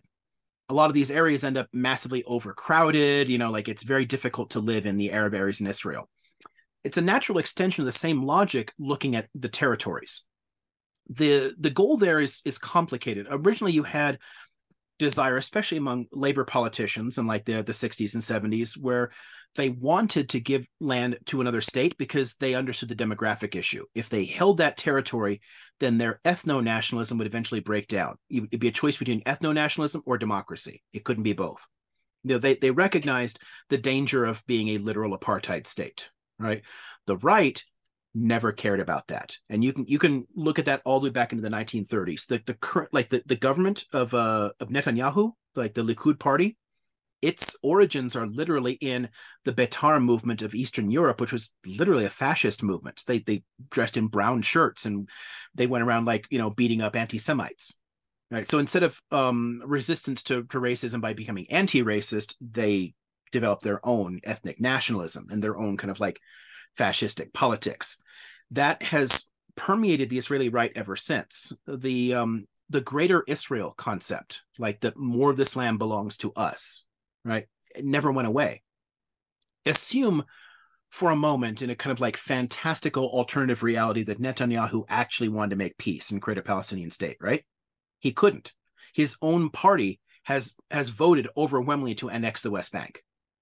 Like he couldn't do it any more than, and this is a fun one for Americans too. It jumps ahead a little bit, but I constantly hear, "Oh, Arafat was offered a state," like in the Camp David talks with like Clinton near the end there, like you're talking about this stuff. He wasn't. What was being discussed was a demilitarized territory with no control over its own borders or airspace or anything like that. So it was still kind of like a weird permanent colonial status. But the problem with it, even if you accept everything, if Arafat had said yes to everything, it couldn't have worked because Ehud Barak, the prime minister, was told by his own ministers that he doesn't have the votes for it. And if he actually presents this deal to the Knesset, his government would fall. They had no way of passing it. Israel has a fairly proportional democracy, which means small parties play a big part in it. It'd be nice for like, I don't know, if like Greens and Libertarians could actually get people in Congress, but it gets very difficult to do because of our voting system. Their voting system allows parties in at a much lower threshold in terms of the total and uses like party lists instead of individual candidates. So the total vote for a particular party, you get X number of people off the list kind of going down, and then they end up in the Knesset, right? And if you need to get a majority in 120 member body, if you need that 61, you're often allying with tiny fringe parties that have no interest in negotiating, which means the Israeli state has over and over and over again acquiesced to far-right ethno-nationalism. Annexing tons of territory, recognizing illegal settlements as legitimate and connecting them to utilities, that sort of thing. There's a whole long process there that it's been deeply harmful to Israel's claims to being a democracy too. It's a horrific human rights record. It's not just in the West Bank too. Again, to understand why they're doing this, you have to look at the way Israel runs its own country. So think about in northern Israel, tons and tons of Palestinian villages, right? All through the Galil.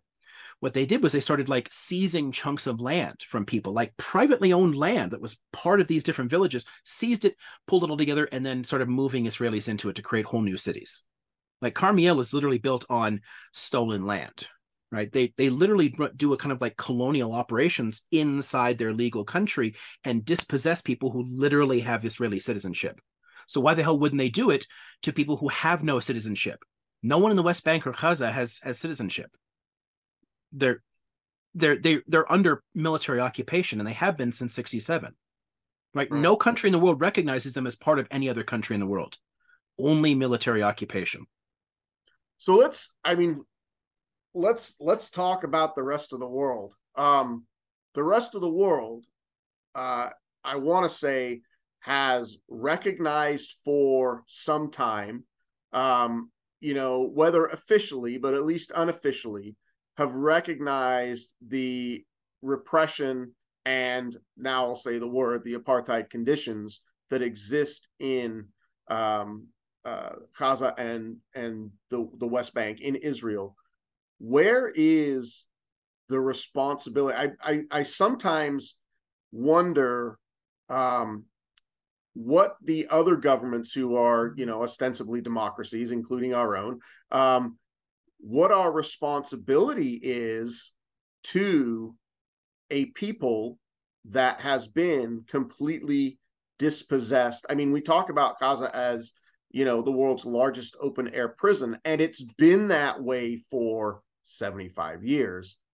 How is it that other democracies, the European Union, America, whoever else, have not forcefully spoken out about this? What is preventing the outrage? And I think we are starting to see some outrage, with what is happening in the immediate right now. But leading up to this point, why have people not demanded, and what has failed in the peace process, and what is the responsibility of the rest of the world to force a peace process, or is there at all? Okay, so there's two distinct elements of this. One is ordinary people. Changing popular consciousness, getting people to think about it differently, that has been shifting generationally.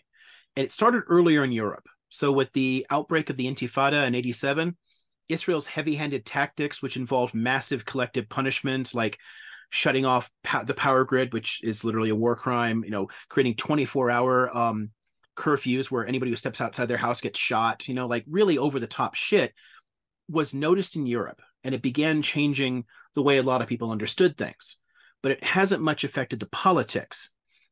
In the United States, it's taken much longer for that to start taking root. But if you look at like a lot of like millennial and Gen Z Americans, they do have a better understanding that this is, legally an apartheid state. And just for anybody who's confused by the term there, since it has been used a couple of times already, apartheid only means separate legal regimes for different people. If one group has more rights than another, that's kind of what that means. And Israel has legal discrimination. You can say like, I proudly employ no Arabs, right? I don't have to rent my place to Arabs. You can legally discriminate. There's tons of things like that set this up. The problem is a lot of ordinary people are beginning to recognize it, but it has no effect on the politics. And at the end of the day, so that's the other side of it. You're dealing with a lot of like racist ethno states, and they are going to think only in terms of their own geopolitical advantage and not the ethics of it. The ethics just don't matter. I mean, just France is a fun example because it was a fun anniversary I commented on recently there. Just thinking holistically, during World War II, and this is something they really don't want to admit to, for most of World War II, France was actually a Nazi ally, not one of ours, right? Their government collapsed. They formed a separate government that was collaborationist with the Nazis, supported them. Vichy? Yeah, exactly. That will be called the Vichy regime. Yeah. Supported them economically, and then deported tons and tons of French Jews to be murdered, right? Directly collaborated with them. There was no accountability. No one was punished. None of the people involved in deporting French Jews were punished afterwards. They stayed in government decade after decade because it didn't matter. It wasn't their concern. I mean, this is true everywhere. None of these countries are going to care about the ethics of this, especially since in many cases they have their own problems. I mean, how does the UK go to look at a movement like this and then suddenly have to realize, oh shit, what have we been doing in like Northern Ireland, Scotland, Wales, or like France has been oppressing tons of its own like minority populations for countless decades now, crushing different languages and whatnot, trying to forcibly assimilate people. I mean, all these countries have their own really regressive policies, and it's difficult to recognize any kind of like claim to justice for a people's liberation because it doesn't suit their own interests. It's very much the case with the US, we just are not, our governments are not structured to care. Ethics have almost no part to play. Well, our government doesn't even care about our own people. So, right. Well, again, yeah, states don't think the way people do. right? They have their own logic. There is a way of understanding why they do what they do. But if we try to apply our reasoning, what seems logical to us, what might seem ethical to us, it's not going to occur to them because governments don't think that way. They have their own institutional logic that just assimilates the people who join them. It's a government isn't just a collection of random people. It's people incorporated into institutions governed by particular ideologies. So at the end of the day, the ideologies really matter. This is what got me into studying like the history of ideas in the first place, was what is the impact of the way we frame things. The way we think about things has a huge impact on how things happen in the world. So to change the actions, you change the way you think. Which is why we're having this conversation right now. Right. This is really gets to the root of our purpose here. Um, so let's talk about what is happening right now. We have massive carnage. We have people blaming Hamas for the fact that Israel is leveling much of Gaza. I think we've all seen, I would assume that we've seen at least pictures of the destruction of buildings, but we also see actual physical human carnage has been more present in what's going on right now than I think I have ever seen. And I think, when you go back to some wars that we've been in, I think there were some pictures that came out of the Vietnam War, some of the atrocities that were committed in Vietnam. The My Lai massacre comes to mind. But I think, for our times right now, I think most people have not seen anything like what we're seeing in Gaza right now. Where do we go from here? Like, I think this is really the crux of what we want to talk about. Is there a way forward with what Israel, and I know some people listening to this may want to say, well, it's really Hamas's fault because they started it, but I think they clearly didn't start it. It's a continuation of ongoing repression of Palestinians. But with what has happened in the last week with the Israeli assault on Gaza, is there hope for a peace process, and what is that going to look like? Now that is a layered question. the is there hope? It has to be a part of a broader discussion because there's a lot we have to break down with that in thinking about how this would work, right? Because at the end of the day, it's going to require a massive paradigm shift. People have to think about things differently than they are. If they continue to think about things the way that they are, this conflict will go on another century or two. Are there prospects for peace presently? No. Every single thing that everyone talks about cannot solve this problem. Like, there's just nothing being proposed that would do that. Two-state solution, Saudi peace initiative, blah, blah, all the things. None of it makes any sense, right? It defies all of the facts on the ground. And the longer we cling to those narratives, the more we give a green light to these harmful ideologies. But I want to back up for a second and start with the beginning of your questions about how this all started, right? It's nonsensical to think that like Hamas started a fight when Hamas didn't exist until 1987 and the Nakbas in 1948. I mean, hello, there's obviously a much longer term conflict that they're part of. And the fact that they can collaborate with other secular groups in their fights tells you that there's more going on here than just Hamas.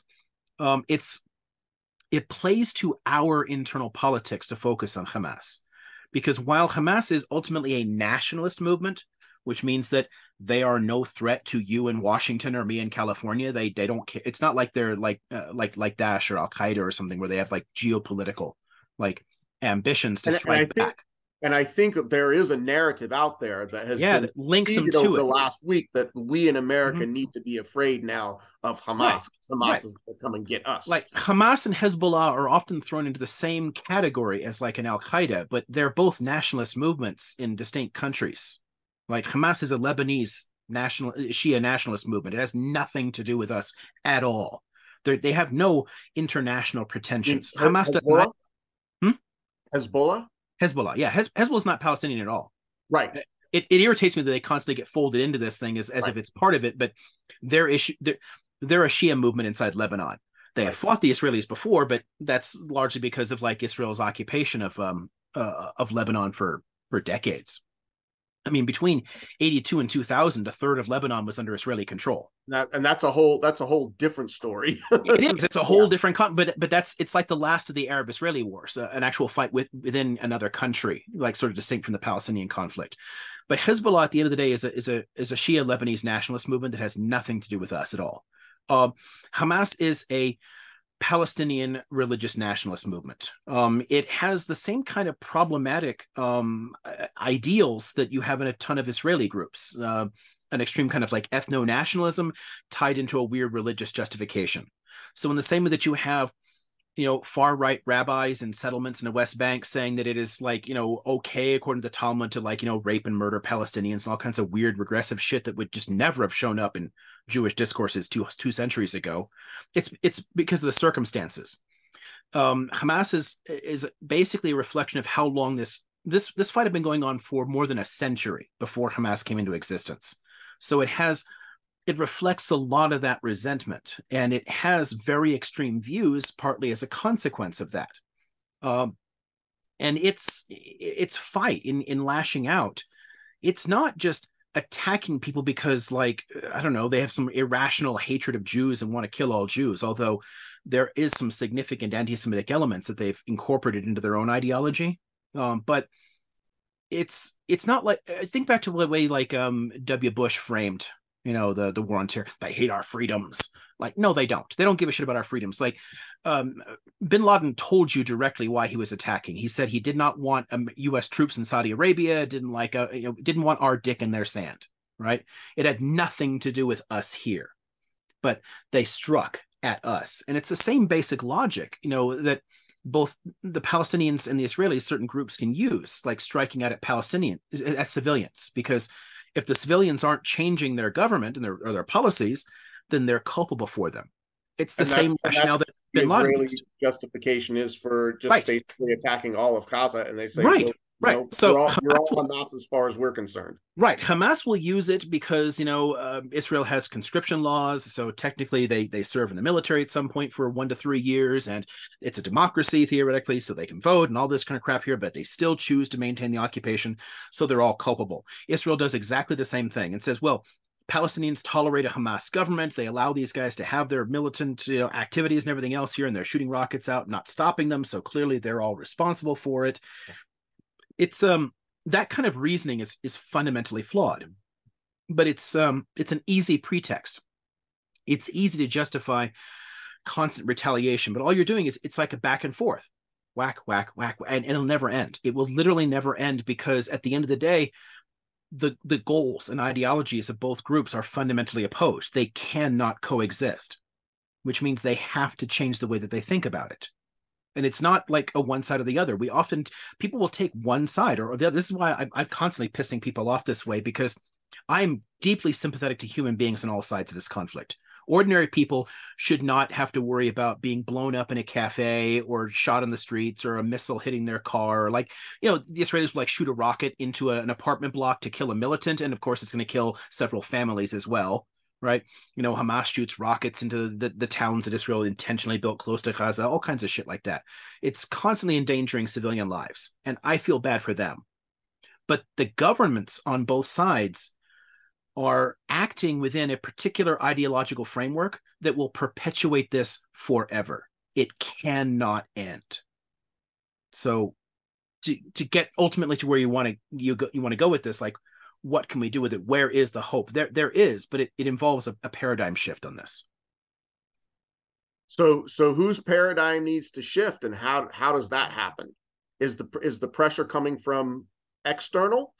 Is it up to, we talked about what is the responsibility of other states, but in the end, if other states don't want to see perpetual bloodbath, is it then up to the United States to change our mind in order to pressure Israel? Because I want to say, and I may be wrong about this, correct me if I'm wrong, Israel would not be able to carry out the continued repression of Palestinians, or particularly the assaults that we're seeing right now, if we weren't funding them with the weapons to do so. Am I correct about that? Technically, no. Okay, good. Tell me where I'm wrong. It's similar to the question of like the creation of the state. People often want to say like the U.S. or Britain or something created it or it came out of the Holocaust, things like that. Again, an Israeli state was inevitable by the early 1930s. Right? Okay. They economically could do what they're doing, right? They could carry on without our money. It would be Okay. harder, but right now the occupation costs average Israelis almost nothing.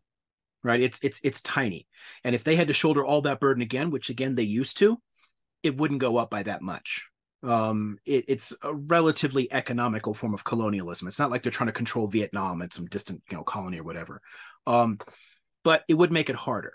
So there's different parts of this. Let's stick with the international one that you started with, right? Because there is a responsibility for Americans, and this is one of the reasons that I wanted to start teaching this conflict in the first place, to get people thinking about how we're related to it, our culpability for it. We don't directly control this. There's no like tight link in that sense of like we are the reason any of this shit happens. But our money and support play a part in this. So a really good parallel for this, and I know this is always a dangerous one for people because it takes us back into the whole apartheid territory, is South Africa. South Africa, it's a relatively small white population oppressing several distinct national identities, several distinct language groups, of indigenous populations in the area, right? And they could get away with it because, initially, all those countries were super racist themselves and didn't care at all. And then as they become a bit more democratic and a bit more sensitive after World War II, and there's more, finally, some Europeans started to feel a little guilty about being colonizers. The government's not so much, but some of the population started shifting its attitudes, right? It's part of the process, and this is this one's going to get me in trouble with some people, but honestly, one of the reasons this happens is it's the Soviets. It's the threat of like the different socialist movements, because on paper they were aggressively like anti-imperialist, anti-colonial, supporting like indigenous resistance movements, giving them money and arms and whatnot. As long as that existed as a competing ideology, then Western governments felt pressure to be a little less dickish. The main reason we rolled back Jim Crow is the Cold War, because when like the Indian ambassador shows up in the US and he's from like Southern India, so he's darker, he can't get a freaking hotel room in Virginia because of Jim Crow laws, right? This is like a guy representing a major democracy in the world, and he's subject to the same kind of treatment as American blacks. So it starts pushing us. Like the decolonization process in the Cold War had an effect on European and American politics that got us to care a little bit more about some of these issues, right? Not enough, but a little bit more. That ultimately is going to push South Africa. They actually got more and more aggressive. And it's a sad part of Israeli history that Israel and South Africa actually collaborated extensively. Like they actually together developed Israel's nuclear weapon was developed jointly with South Africa, which we all tend to forget, set aside. I had no idea. But there's a lot of tons of countries in Europe had no problem at all supporting them. But as it got more and more aggressive, they started creating like what were called Bantustans. They created like ethnic homelands, and they would pretend they were independent countries, but they weren't. The Bantustans are very much like the cantonments in the West Bank and Gaza. They're like isolated, cut off. They're entirely dependent upon the country around them, but the country theoretically in control basically ignores it, leaves it alone. So trash piles up. There's no support for anything. It's like you have responsibility for yourself, but you don't, because you're not actually sovereign. There's no sovereign government, so it can't raise money or do anything for itself. That eventually started pushing a lot of European states to cut off economic ties. More and more countries began cutting South Africa off economically. Israel and the US didn't want to. Like Reagan actually vetoed it when it finally got enough popular pressure in the US to kind of like push Congress to act. Yeah, it was in 87 and 88 twice, I think. Yeah, there was a big push. The U.S. right was actually hardcore committed to the apartheid government, right? Yeah. And was from the 1960s on. It was a significant. It paralleled their own, neo-fascist turn. Well, and one of the things that I had recently read about the Thatcher government in relation to South Africa is that they did not want, and a lot of us talk about not having sanctions, like sanctions hurt the ordinary people, but that was actually the reason that the Thatcher government stated for continuing to support apartheid is that if we sanctioned them, it was actually going to hurt the populations worse. And on some level, that's true. The Sure. sanctions do hurt. Like, and this is true over and over again. It's largely because of it's the only real form of pressure that we have is cutting them off economically or invading them. We don't have good governing institutions. This everyone was always afraid of like giving too much power to the UN or things like that. So it was always very difficult to influence a government in its internal politics. Like as much as the US government wants to complain about treatment of minorities in China, there's never anything we're going to do about it because we're too tied together economically. Like what can you do? I mean, the issue with South Africa is no one wanted to cut that off. They wanted access to those resources. But ordinary people organized mass demonstrations, people pushing, and that pushed a number of governments to start doing it. The U.S. and Israel were holdouts. They didn't want to cut them off. But eventually enough countries did that it forced a collapse in a negotiation, right? If this drags on long enough, something similar could end up happening in Israel. And to my mind, there's something very undesirable about it because the sanctions are going to hurt ordinary people, and Palestinians will be hurt more than Israelis because when there's less money, Israel, is being an ethno state, is obviously going to support Jews over anybody else. But it's more chaotic, like what'll come out of it. You don't know how it's going to be structured. I would much rather have some kind of process where you can lock in protections from the people instead of it just disappears one day and what the hell happens next, right? The South Africa situation was negotiated, but under extreme duress, which meant that it was a very complicated process, and it's still there's massive injustice. It's never fixed a ton of the issues with it. The white minority still controls a significant chunk of the South African economy, and there's no easy way to decouple that. I think we can do better. I don't want something like the South Africa model to happen here any more than I want what happened at the end of the Algerian War. Because in the end of the Algerian War, so many people had been killing each other, and it had become so much of the moderate positions had disappeared that people were terrified. What will happen to me if I stay here? So almost 1 million French-speaking Algerians moved to France. And it wasn't like going home. They'd never been there. Like France moved into Algeria in 1830. A lot of those people, their grandparents moved in and stole some land, but they didn't. But they lost their homes. That's the potential outcome we're looking at today. If Israel's policies, if this far-right nationalism continues and the way it approaches the Palestinian population continues, that is the only outcome, is a complete collapse here that could lead to significant ethnic cleansing. And that's ultimately the crux of the problem, is that you have competing ethno-nationalisms that all think in terms of this is mine. The Israelis want to drive out the Palestinian population. They want them to go. They make the conditions horrifying in places like East Jerusalem and in a lot of the Palestinian communities in northern Israel and obviously in West Bank and Gaza. They make the conditions horrifying because they want people to leave so they can take the land. So that's the justification for the just 75-year repression. Every other early attempt at that has failed in different ways. Ultimately, and this is a sad one here because of how many people died in Lebanon over this, but the 82 Lebanon War wasn't really about Lebanon at all. It was intended to destroy the PLO leadership and get them far enough away that they couldn't organize remaining Palestinians so that the right-wing parties could simply annex the West Bank and make it part of Israel. The goal was always they want that land, but they don't want the people. That's one of the core contradictions in the creation of the state. So if you give me like a minute to flash back to, you talked a little earlier about like the creation of the state, the early Zionist movement.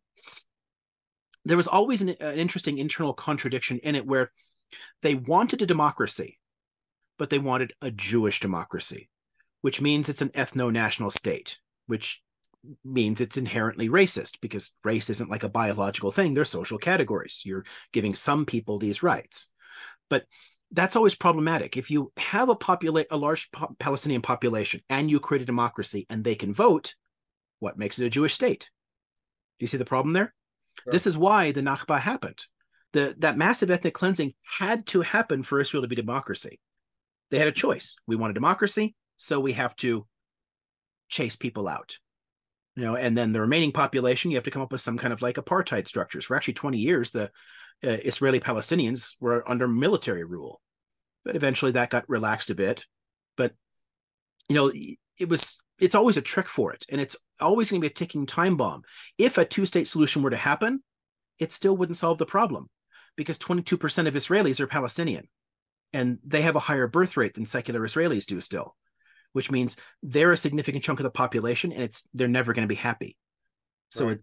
The fight continues on and on and on. A question has come through. We've had surprisingly few questions here, so I think it's the strength of your presentation. But bringing Iran into it, what role does Iran play in this conflict? Now that's a fun one. It's largely a matter of geopolitics. Iran wants more influence in the world relative to its actual economy and population. It has been historically excluded from tons of things. Iran has a freaking space program. It actually has a more secular and better educated population than really anywhere in the Arab world. And yet they are routinely excluded and treated as a pariah state. And we lump them in with all kinds of terrorists or whatever. Iran is a state sponsor of terrorism. All they've ever done is support nationalist movements. There are no Shia suicide bombers. There are no Iranians that are going to go after the World Trade Center. Again, if I can say this and correct me if I'm wrong, Iran is not technically considered Arab. They are. Oh, it's not at all. Yeah. Okay. Well, not necessarily Persian. Persian is originally just a small chunk of the southwest of the country, but when there's Baluchistan and but there were originally a ton of other Iranian languages as well as non-Iranian languages. So even today, Farsi, after an entire century of nationalist education program and teaching, Persian as the state language, it's the native language of half the population. Okay. There's still 25% of the population are Azeri Turkish, is their first language. There's tons of Kurds and Armenians and Balochis right. and Laz, and there's tons of smaller populations that are still clinging to their original identity. But it was an Iranian country. It's not an Arab country at all. It's the only exception in the early Arab conquests of territories that didn't eventually abandon their language. Egypt was not an Arab country. Egypt became an Arab country because the Demotic language, the Coptic language, faded away and was replaced by Arabic. There was enough of an existing literary tradition between Zoroastrianism and the long imperial history that Iran held on to its identity and stayed in an Iranian cultural area. But its politics in the contemporary world are really confusing for people, especially since it has this weird religious element to it, and that's how we often end up completely confusing it, because it's not really about the religion as much as it is geopolitics and historical resentments. Iran tends to support other Shia movements because Shia have historically been shit on in the Muslim world. They've always been tiny minorities in different areas, and so it has some sympathy. That's why it arms Hezbollah. It's not because it wants Hezbollah to blow shit up here. It's arming Hezbollah because Hezbollah formed to increase Shia representation in Lebanon. In the Lebanese constitution, the largest chunk of the population, the Shia, had the least power of the three major sects. And there's a lot of resentment about that. They wanted more influence, so the militia became part of that. So they've historically done a lot of that kind of support for different groups. But also because when they rose up and toppled our pet dictator, I'm sure much of this audience may have known that we overthrew a democratic government and imposed a 25-year dictatorship where we trained, the Savak and torture techniques and whatnot, and they heavily oppressed the people for 25 years. And we loved them then when they were crushing their own population. Right. As soon as they dared overthrow our pet dictator, we cut them off. And there's a lot of resentment there, and there's a whole sense of an axis of resistance or whatever. They want to push back against the European American Empire. So they will support nationalist movements that even have nothing to do with them. Iran has never been involved in a war with Israel. This is one of the reasons that like the American obsession with it in this context is bizarre, because they were not part of the Arab-Israeli wars. They have literally never fought them, but they do support Hamas militarily. They help them out because Hamas is striking at, what they view as a U.S. proxy in the area and a direct threat to them, because Israel is always threatening Iran too. So the governments yell at each other all the time. But a lot of that is just geopolitical posturing, in the same way that Iran wants to improve its standing relative to the other Arab countries. I mean, economically, it's far more diversified and better off than Saudi or the Emirates or whatever, but we're perfectly happy dealing with the Saudis, and we ignore all their human rights abuses. They can decapitate gay people as much as they want. We don't care. But we hate the Iranians, and they want an influence in the region relative to their actual strength in it. And they don't get it. So since they're cut out of all these, I don't know what you want to think of, but legitimate international institutions or whatever, places where they could be a real player, they instead support any movement that's striking back at what they view as this long history of imperialism. So that's what gets them into this fight. They culturally have nothing to do with it, and Hamas is a radical Sunni movement. Right? They want a Sunni Sharia state. That's nothing. That has nothing to do with the 12er Shiism in Iran. It's purely a matter of increasing their influence by supporting different nationalist movements. Okay. Back to the potential for peace with Israel and Palestine. How do we get there? I just saw. I've been normally ignoring these, but one popped up quickly, and it's connected to Iran. There's a question there.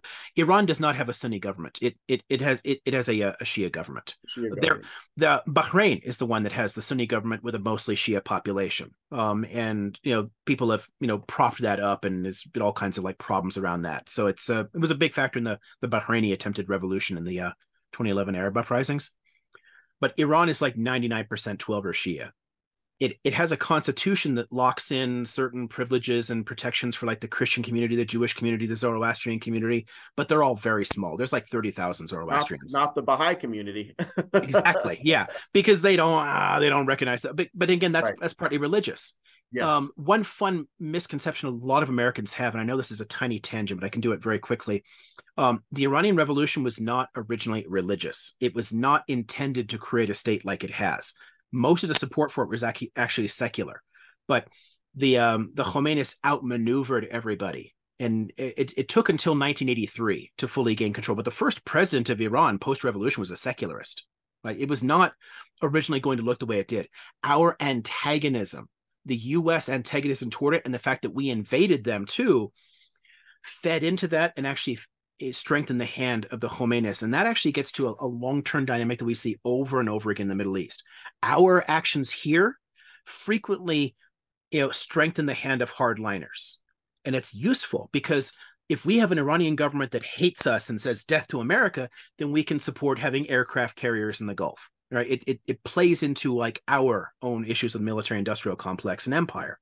But there's no real reason for us to be antagonistic. Again, the Iranian population as a whole is far more secular than most of the Arab world even. I mean, there's no reason for us not to have good relations with them.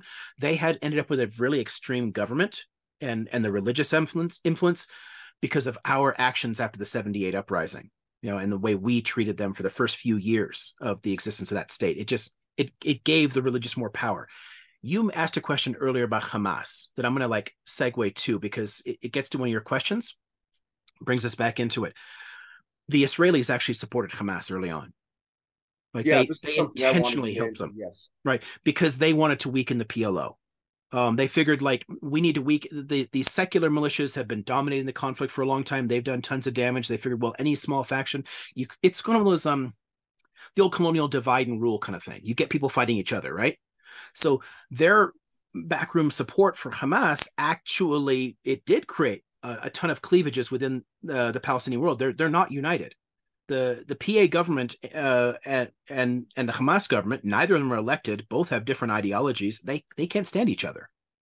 And in part, that's due to Israeli policies. The U.S. has frequently done the same thing the Israelis have. We have intentionally cultivated radical movements as a way to weaken a people and make it easier to kind of like influence and control them. It's exactly the same techniques that Britain and France used to use internationally. The whole divide and rule colonial stuff. It Sure. it really like messes with those internal dynamics, but oftentimes the real losers are people, right? The people end up suffering in this constant fight. I mean, God, our whole like war on terror, like, oh my God, 9/11, everyone's like freaked out there. Most of the victims of these Sunni violent groups were what happened there? Um Yeah. uh, uh Can we put the hand down, please? Thank okay. you. Okay, Just put the question I in the just chat. I just fixed the thing. Actually, I don't know how that's happening. Because it's supposed to hide the non-video participants anyway. Huh, weird. Um, maybe it's something with a hand feature, and that's not listed in the security options. I don't know. But what did you say a second ago? Where were we? Well, we were talking about Hamas and the Israeli support for Hamas. Yeah, there's Divide and there was conquer. something more specific there. Anyway, it ends up like hurting tons of ordinary people the way that we step into to support these different groups, but they didn't all happen just naturally, organically. This did not build up that way on its own. Again, most Palestinians aren't avowedly secular people. They're more secular than most Arabs are. Um, so the fact that they're represented, their public face is often these radical Islamist groups like Hamas and Islamic Jihad, isn't a fair representation of who they are as a people. It's a representation of what they've been forced into bed with in order to keep the fight going. So let's talk about the United States. We have we're talking about changing consciousness. We're talking about having a better understanding as an American population of how our leaders tend to exacerbate conditions, and how that our government has 99.8% taken the side of these, just sort of unequivocally and uncritically taken the side of the Israeli government. And if our goal is to have peace, what do we do to put pressure on our government? I mean, there's factions in our government that you had mentioned, that we have Christian nationalists here who want this to happen. They want this conflict in the region. And we have some of those people in our government because they think that it's going to bring around, end times and the rapture. And, I don't dig into religion a whole lot, but I know that sentiment is there. So what do we do as Americans to put pressure on our government to insist on peace in the Middle East? The problem with any of this is that there are competing reasons to do it. There's a number of reasons why the U.S. is so in lockstep with Israeli actions and will constantly defend them, because it plays into a whole lot of different factors. Like there are economic and military factors, it ties into the investment in the area, the military industrial complex, the geopolitics of it. There's the legacy of the old like Cold War confrontation and the desire to have influence in the area and people that we can work with. But there is a significant strain in the U.S. of Christian Zionism. And I honestly, I don't blame a lot of evangelical Christians for this, because they're told in their churches, we love Israel. You know the phrase like Judeo-Christian, right? Sure. That's a modern fiction. They invented that. That's literally like a post-World War II fiction. It's not something people talked about before. It's a way of kind of embracing the Jewish people in a way to kind of like, well, we feel guilty about the Holocaust kind of crap there, and acknowledging their contributions to Christianity. But for almost 2,000 years, it was entirely antagonistic. I mean, it's not until the 1960s that the Catholic Church finally said Jews weren't all collectively culpable for deicide. It was a long-term process there, but they're hearing in the churches and all these like Protestant evangelical churches, that there's a Judeo-Christian civilization, that we have shared values with them, and we need to support Israel because they're the civilized people and Arabs are barbarians. It's a really weird kind of like racist rhetoric. The interesting thing here, and sort of like hypocrisy is not the right, but the disconnect, there's a sort of a cognitive dissonance, is that anti-Semitism I think I'm right about this. Anti-Semitism in the United States is largely right wing.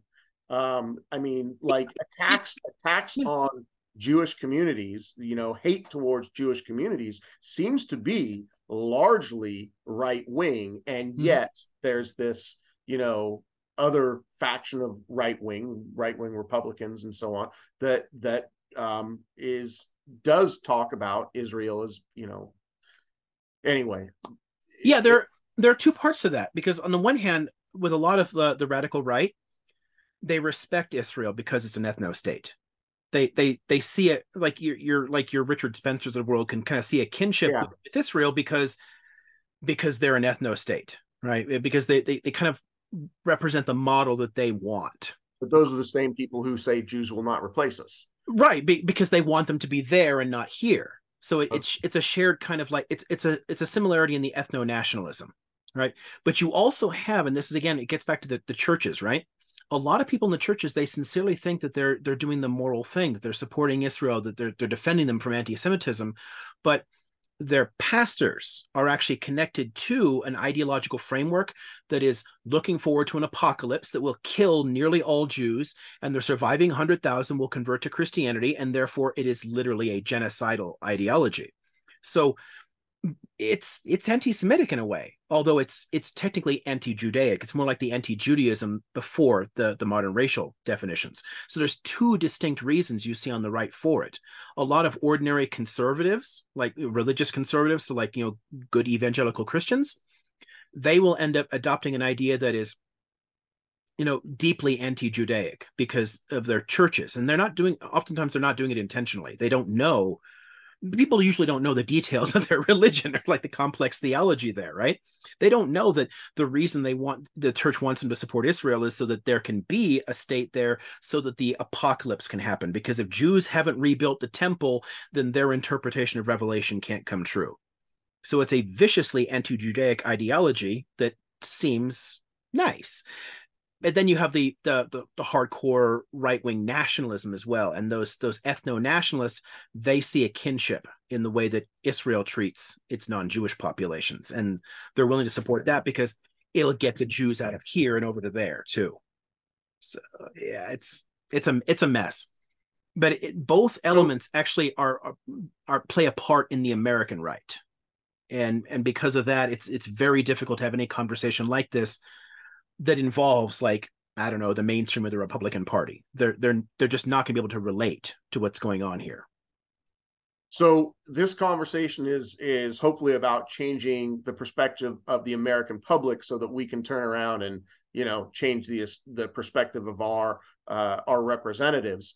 What are the prospects for that happening? Because I look at it as, boy, that is about the steepest hill to climb as I'm seeing it right now. That it seems to me, I would say in a rational universe, we would look at the wanton destruction that is happening in Palestine right now, and we would say, my God, those are human beings. Those are, and you can say the same thing for the Hamas attacks on Israel. I mean, I don't necessarily want to distinguish the, attacks on civilians, bad, but now we've got just absolute wanton destruction. And is that not going to move people to say, hey, we have got to play a wider role in a peace process here? I mean, I wish it would. There's too few signs of it, but I try to be very hopeful. I want people to think about things differently, but it's a very tough nut to crack because of the way it's tied into our self-conception, right? Our history as theoretically a white ethno state. The United States is formed as a settler colony, and that leaves behind certain structures that we have to deal with. The In terms of the attacks, just since you raised it, this is where, I mean, you can see a kind of, you can understand how people are forced into circumstances. You can sort of understand. I'm often trying to explain this in classes, like, it is possible to understand the motives for terrorism, to see why people are doing it and the ethics that they're using without condoning it per se. You Without can you condoning can it. you Exactly. can you can totally understand why they would do it, and it honestly makes sense. And the biggest problem with our approach, and this is something I'll tell people on right and left, right? Anybody who's going to defend any kind of reprisal for things like this, what they're doing is they're feeding that monster, because the constant tit for tat means that it's never going to stop. It's going to continue to create the structural conditions, right? The cultural conditions, the ethical conditions that will lead to terrorism. So crushing Hamas militarily, which is what Bibi says he wants to do, and the Biden says he wants to do, it can't solve the problem. All it's going to do is create more terror movements. It will never go away. And the problem here is that the sad truth is the Israeli government does not want this problem to end. It does not want a solution. It does not want peace. It has never wanted to solve that problem. It can't because of a core ideology. The US doesn't either. We don't want it to end. So our governments are making what they would view as very logical decisions because their interests are not ours. Their interests are not in justice or peace. For us to get justice or peace has to involve changing the way we think of ourselves, and then we have to change the assholes who are in government, because they're going to continue to proceed exactly the same way. And for us, I'm honestly in many ways deeply grateful that so many more Americans, especially younger Americans, are sympathetic to Palestinians and support like Palestinian, national self-determination, everything else. Like I that's great, because it adds a level of balance where this country has been massively unbalanced in the way it understands the conflict. But there still is a framing issue, because as long as you're accepting the existing framing between two competing nationalist movements, then this fight can't end. It can end only in ethnic cleansing and genocide. Otherwise, it just remains as an indefinite occupation and apartheid. And that's what Israel wants, because it knows that the international opprobrium that it will receive if it actually were to trace everybody out. They've talked about it. They've talked about driving people across the borders, but they know they can't do it. So finding a way to maintain the status quo is to their advantage. And we are helping them do that. But how do we undo that framing? Part of it means we have to critique the basic concept of nationalism. We have to understand that there are people who live there that are different from one another. They have different languages, different cultures, but they both live there. They both have roots in the land. They both live. I mean, if you're not going to end up with some kind of like massively unjust situation where somebody is getting ethnically cleansed, then you have to accept that everyone has a right to keep living there, but respect all the differences, which means the big problem is nationalism. And substituting Palestinian nationalism for Zionism isn't an improvement in that sense, because at the end of the day, what do you do with the other, 6-some million people that speak Hebrew there? What's going to happen to them? It becomes something like the Pied Noir population in Algeria. They'll end up losing their homes. Right. So, and addressing one injustice with another injustice never works for me in terms of principles, but it's the direction we're going. This is not going to turn out well for anybody if this continues. But at the end of the day, we have to challenge the basic nationalist framing and start thinking, oh, you mentioned some of the early critics of Zionism. Like, there were people on the ground living in mandatory Palestine that were calling for a binational state from the very beginning. The philosopher Martin Buber was doing that. I mean, there's a lot of people who are saying we need to recognize that they're here too, and come up with something that recognizes our rights and theirs.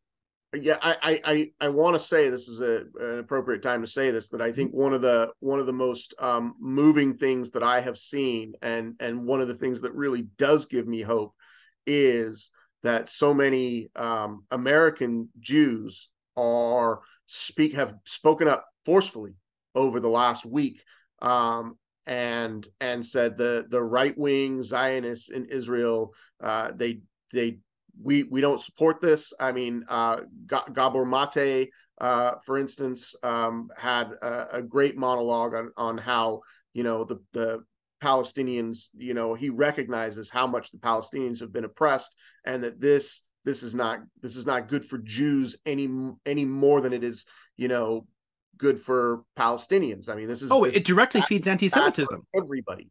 Yeah, I mean, anti-Semitism was never an issue. Like, anti-Judaism has no actual theological basis in Islam. So the kind of you know, racist attacks on Jews would never have made sense. That actually was imported into the Arab world because of colonialism and because of Zionism. And it continues to spread and proliferate. And you've got Muslims all over the world that are recycling literal European, like anti-Judaic and anti-Semitic language. There's literally like anti-Semitic language in Hamas's covenant that comes right out of like the Protocols of the Elders of Zion, which is a czarist forgery. I mean, it's sad. But the longer this goes on, the more of that will happen. And it creates like very deep problems that should not have existed and did not exist before. If we had paid attention to some of those earlier attempts at a kind of binational solution to it, a way to find a way to live together peacefully, it may never have come to this. But we turned the other way, and now we have a serious mess to deal with. I have appreciated the whole like Jews for Peace movement, because it used to be like, yeah, Neturei Kartai was out there protesting, but they're like Haredi Jews. They're like hard, for them it's blasphemy. That doesn't appeal to most American Jews, because most American Jews are secularists, just Right. like most Israeli Jews are. But there are tons of Israeli peace movements and NGOs that have been talking about this for a long time. This is actually from a solidarity protest I was at in Sheikh Jarrah in East Jerusalem.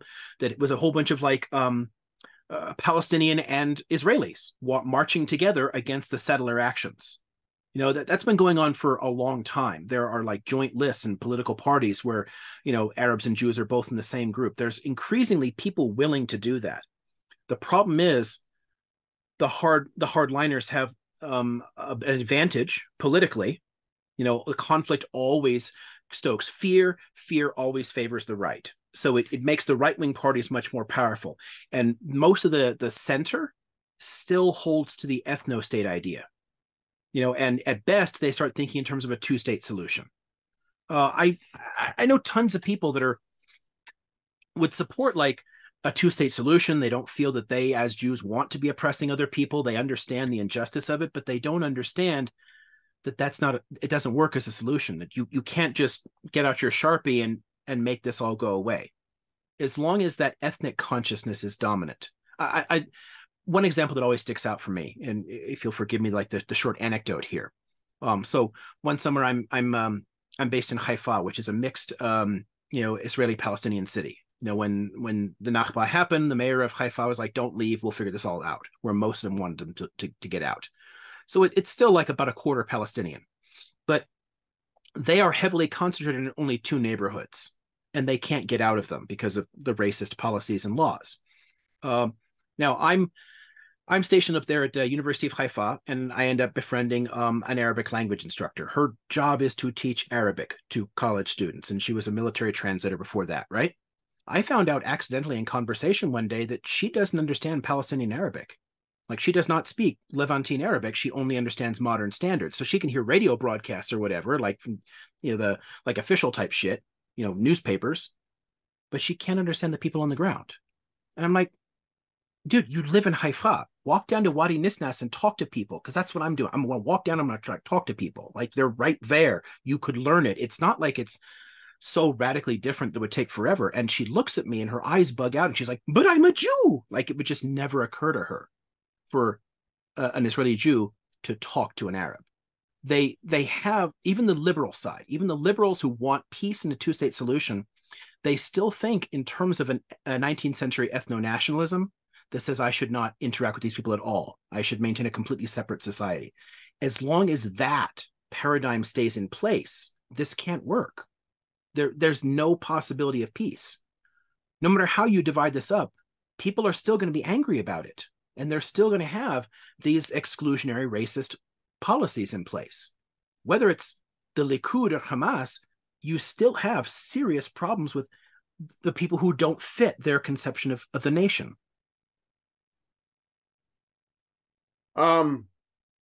We're about 4 minutes from the half hour here, which I kind of want to say we're maybe at a point of wrapping up. Would you say? Sure. How about we go to something hopeful, like Okay, what could yes, be that's done. what I want to say. How do we Yeah, take this into what we can do? Any action items? right. What do we The do? single biggest thing any American can do is is drop the fiction of a two-state solution. It has been pushed aggressively for several decades now, and it was always a con job. It was never serious. The Israelis physically cannot do it. Their own government will never approve one. And we've seen that over and over again. So we're always just like ignoring the fact that they won't actually do it.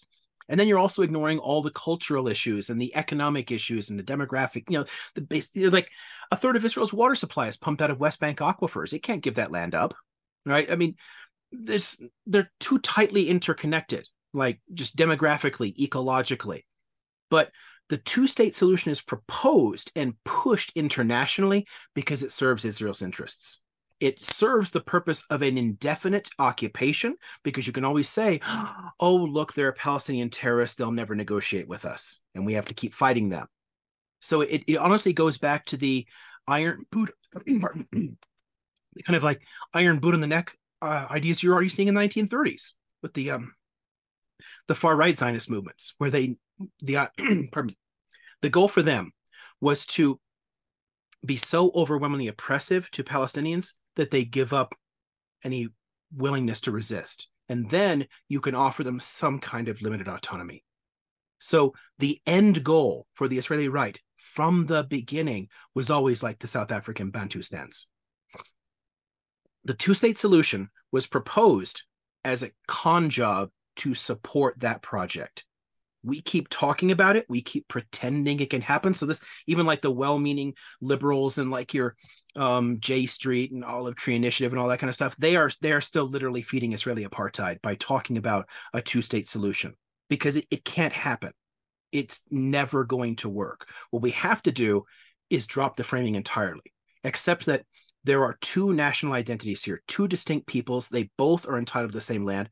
Call it Israel, Palestine, Palestine, Israel. Give people the ability to call it whatever they want. Have two flags, two national anthems, whatever the hell, but remove all the restrictions legally so that everyone has equal rights under the law.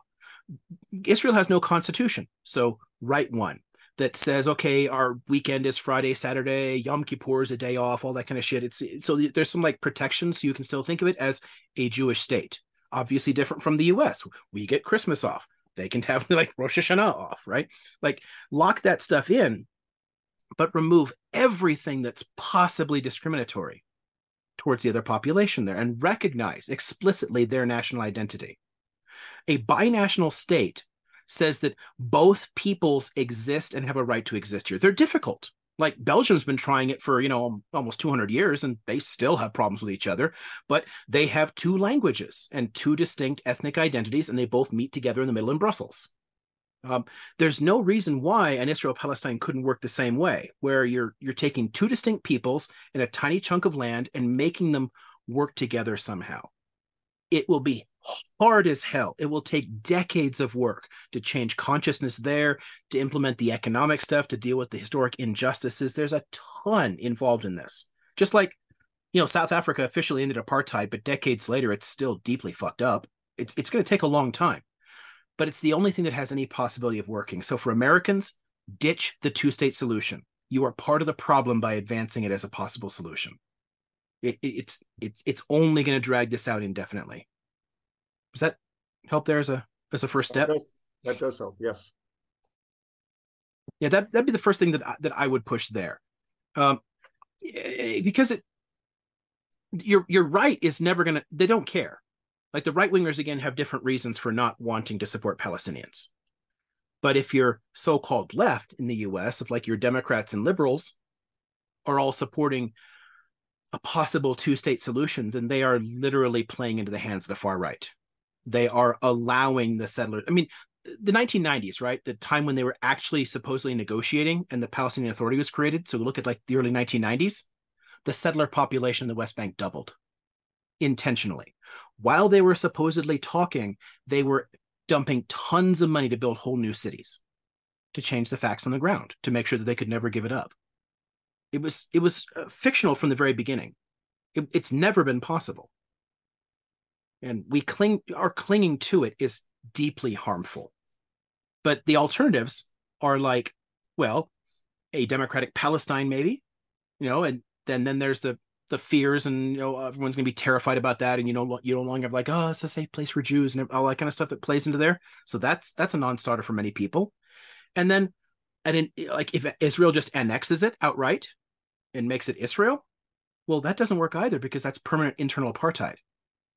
Remember, Israeli Arabs have different rights than other Israelis, and they're literally citizens with an Israeli passport. There's no way this will ever work as a functional democracy if Israel gets to control that land. It needs to be something that blends them together. And to do that, we have to drop the nationalist framing. In essence, we have to be post-Zionist, right? Like Zionism, ethno-nationalism. Anti-Zionism, anti-nationalism at all. Post-Zionism, just set it aside. Okay, it's done. There are Jews here on the ground. They exist. Okay, cool. Now what? Now you have to find a solution that creates justice for the Palestinians without adding injustice to them and their descendants. You know what I mean?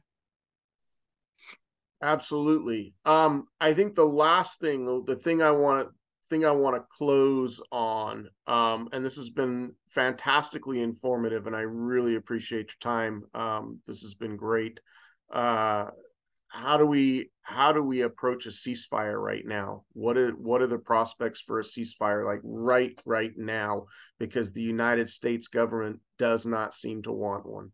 In fact, It doesn't. they just voted against a ceasefire resolution at the United Nations today. If I'm right. Yeah, we were the only one to vote against it. We literally vetoed a Security Council resolution calling for humanitarian corridors to get like food and medicine or whatever. So the official U.S. policy is fuck the Palestinians, let them die.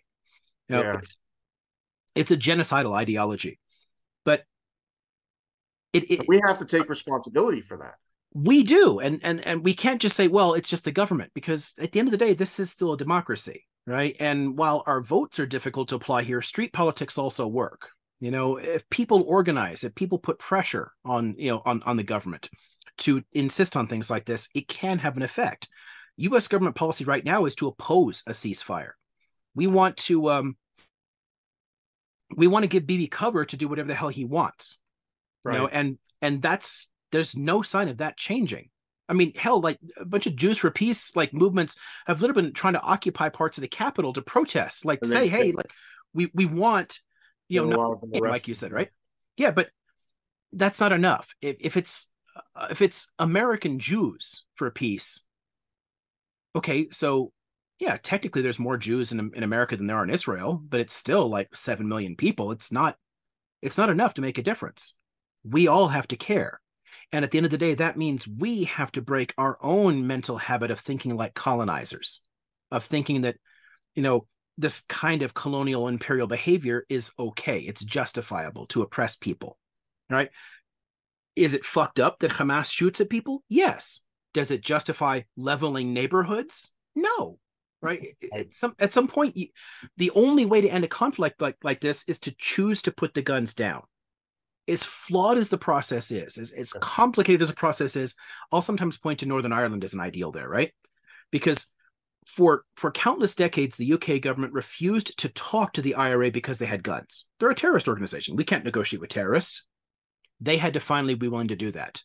They had to have those conversations while the IRA still had guns and bombs.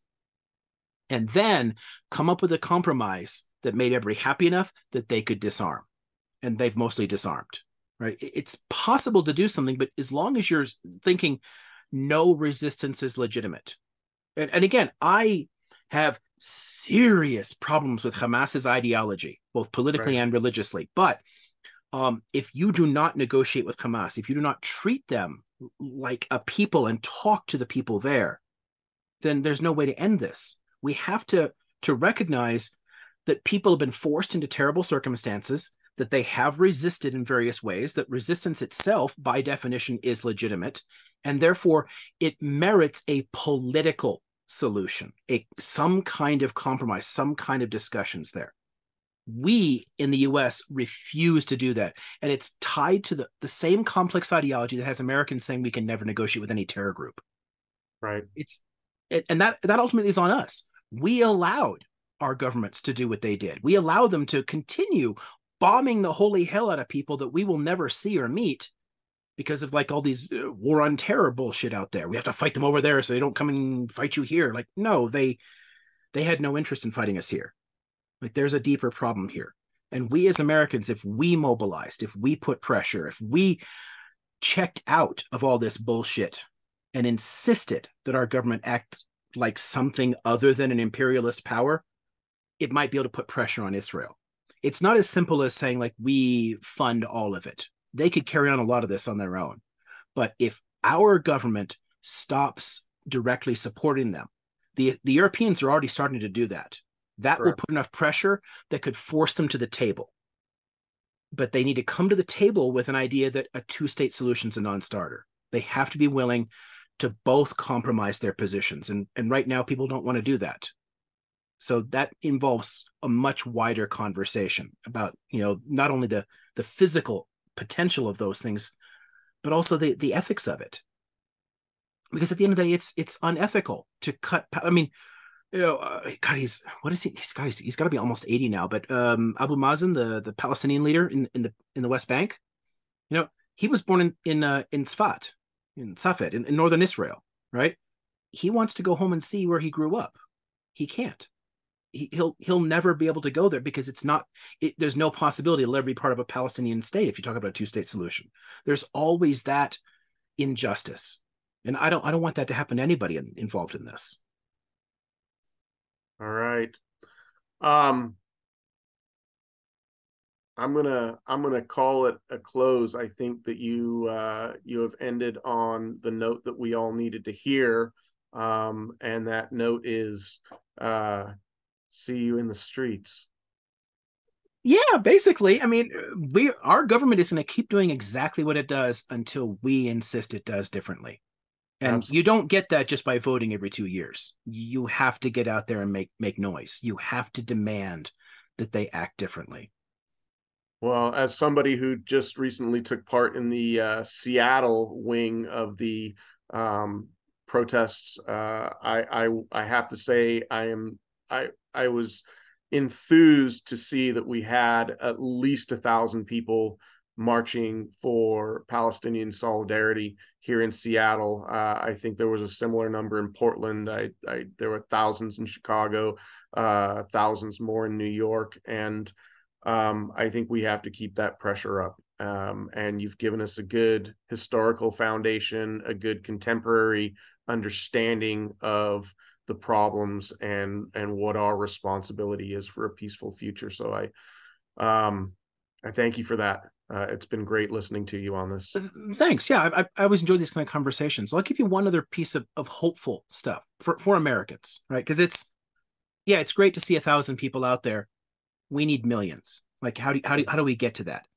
It will be useful for us to remember that we have been systematically disempowered and told that we can't do this kind of shit.